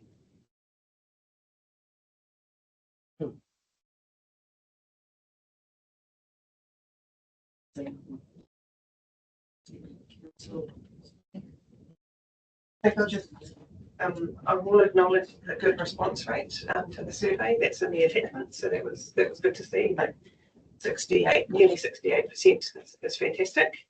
I will reiterate my comments from before in terms of critical risk audits. I would like to see more in that space because councillors will get to see that, but this committee might not necessarily have the same opportunity.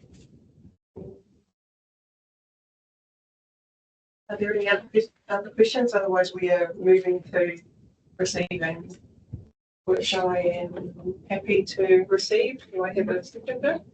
Oh, sorry, Gary is seconding.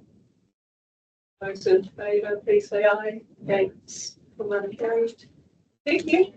And the last item on our agenda today is 8.17, which is our work program, which we are also taking as read. I will take off all of the comments that we had earlier about having local water done well added as a regular report. Manai has commented that it was a resourcing issue in terms of why there was a delay in receiving the IT web security audit. I also re-highlight what I did before, which is the self-assessment will come between this hui and the next one. for the annual self-assessment for this committee. And that we'll have homework to review our terms of reference and come ready for comments at the next particular hui to shape any changes if there are any, and that there were policies that will be included to our work program based on some of the papers that we have received today. Are there any other comments? Otherwise, we are receiving this report, which I'm moving. The agenda seconding, all those in favour? Please say aye. Against? And with a big sigh, cool money carry. So thank you, team. It has been, there was a lot on our agenda today, and I appreciate all the work that's been done. I do think one of the lessons learned is, yes, it's great to see significant work happening in the risk space, but we also need to balance the amount of time that we have to get across and really add value in those spaces. I hope we're helpful, and we'll, in terms of process, we'll get better. So thank you. Thank you for everyone. Thank you, New Zealand, for sticking with us throughout the entire week. And Mr. Gary, if you wouldn't mind closing a hui, thank you. That would be very much appreciated. And great to have you in person. And last time you were in Thailand. Much better to be here. Sorry, one more final thing, and welcome back from my perspective. We haven't seen her in a while. Oh, yes.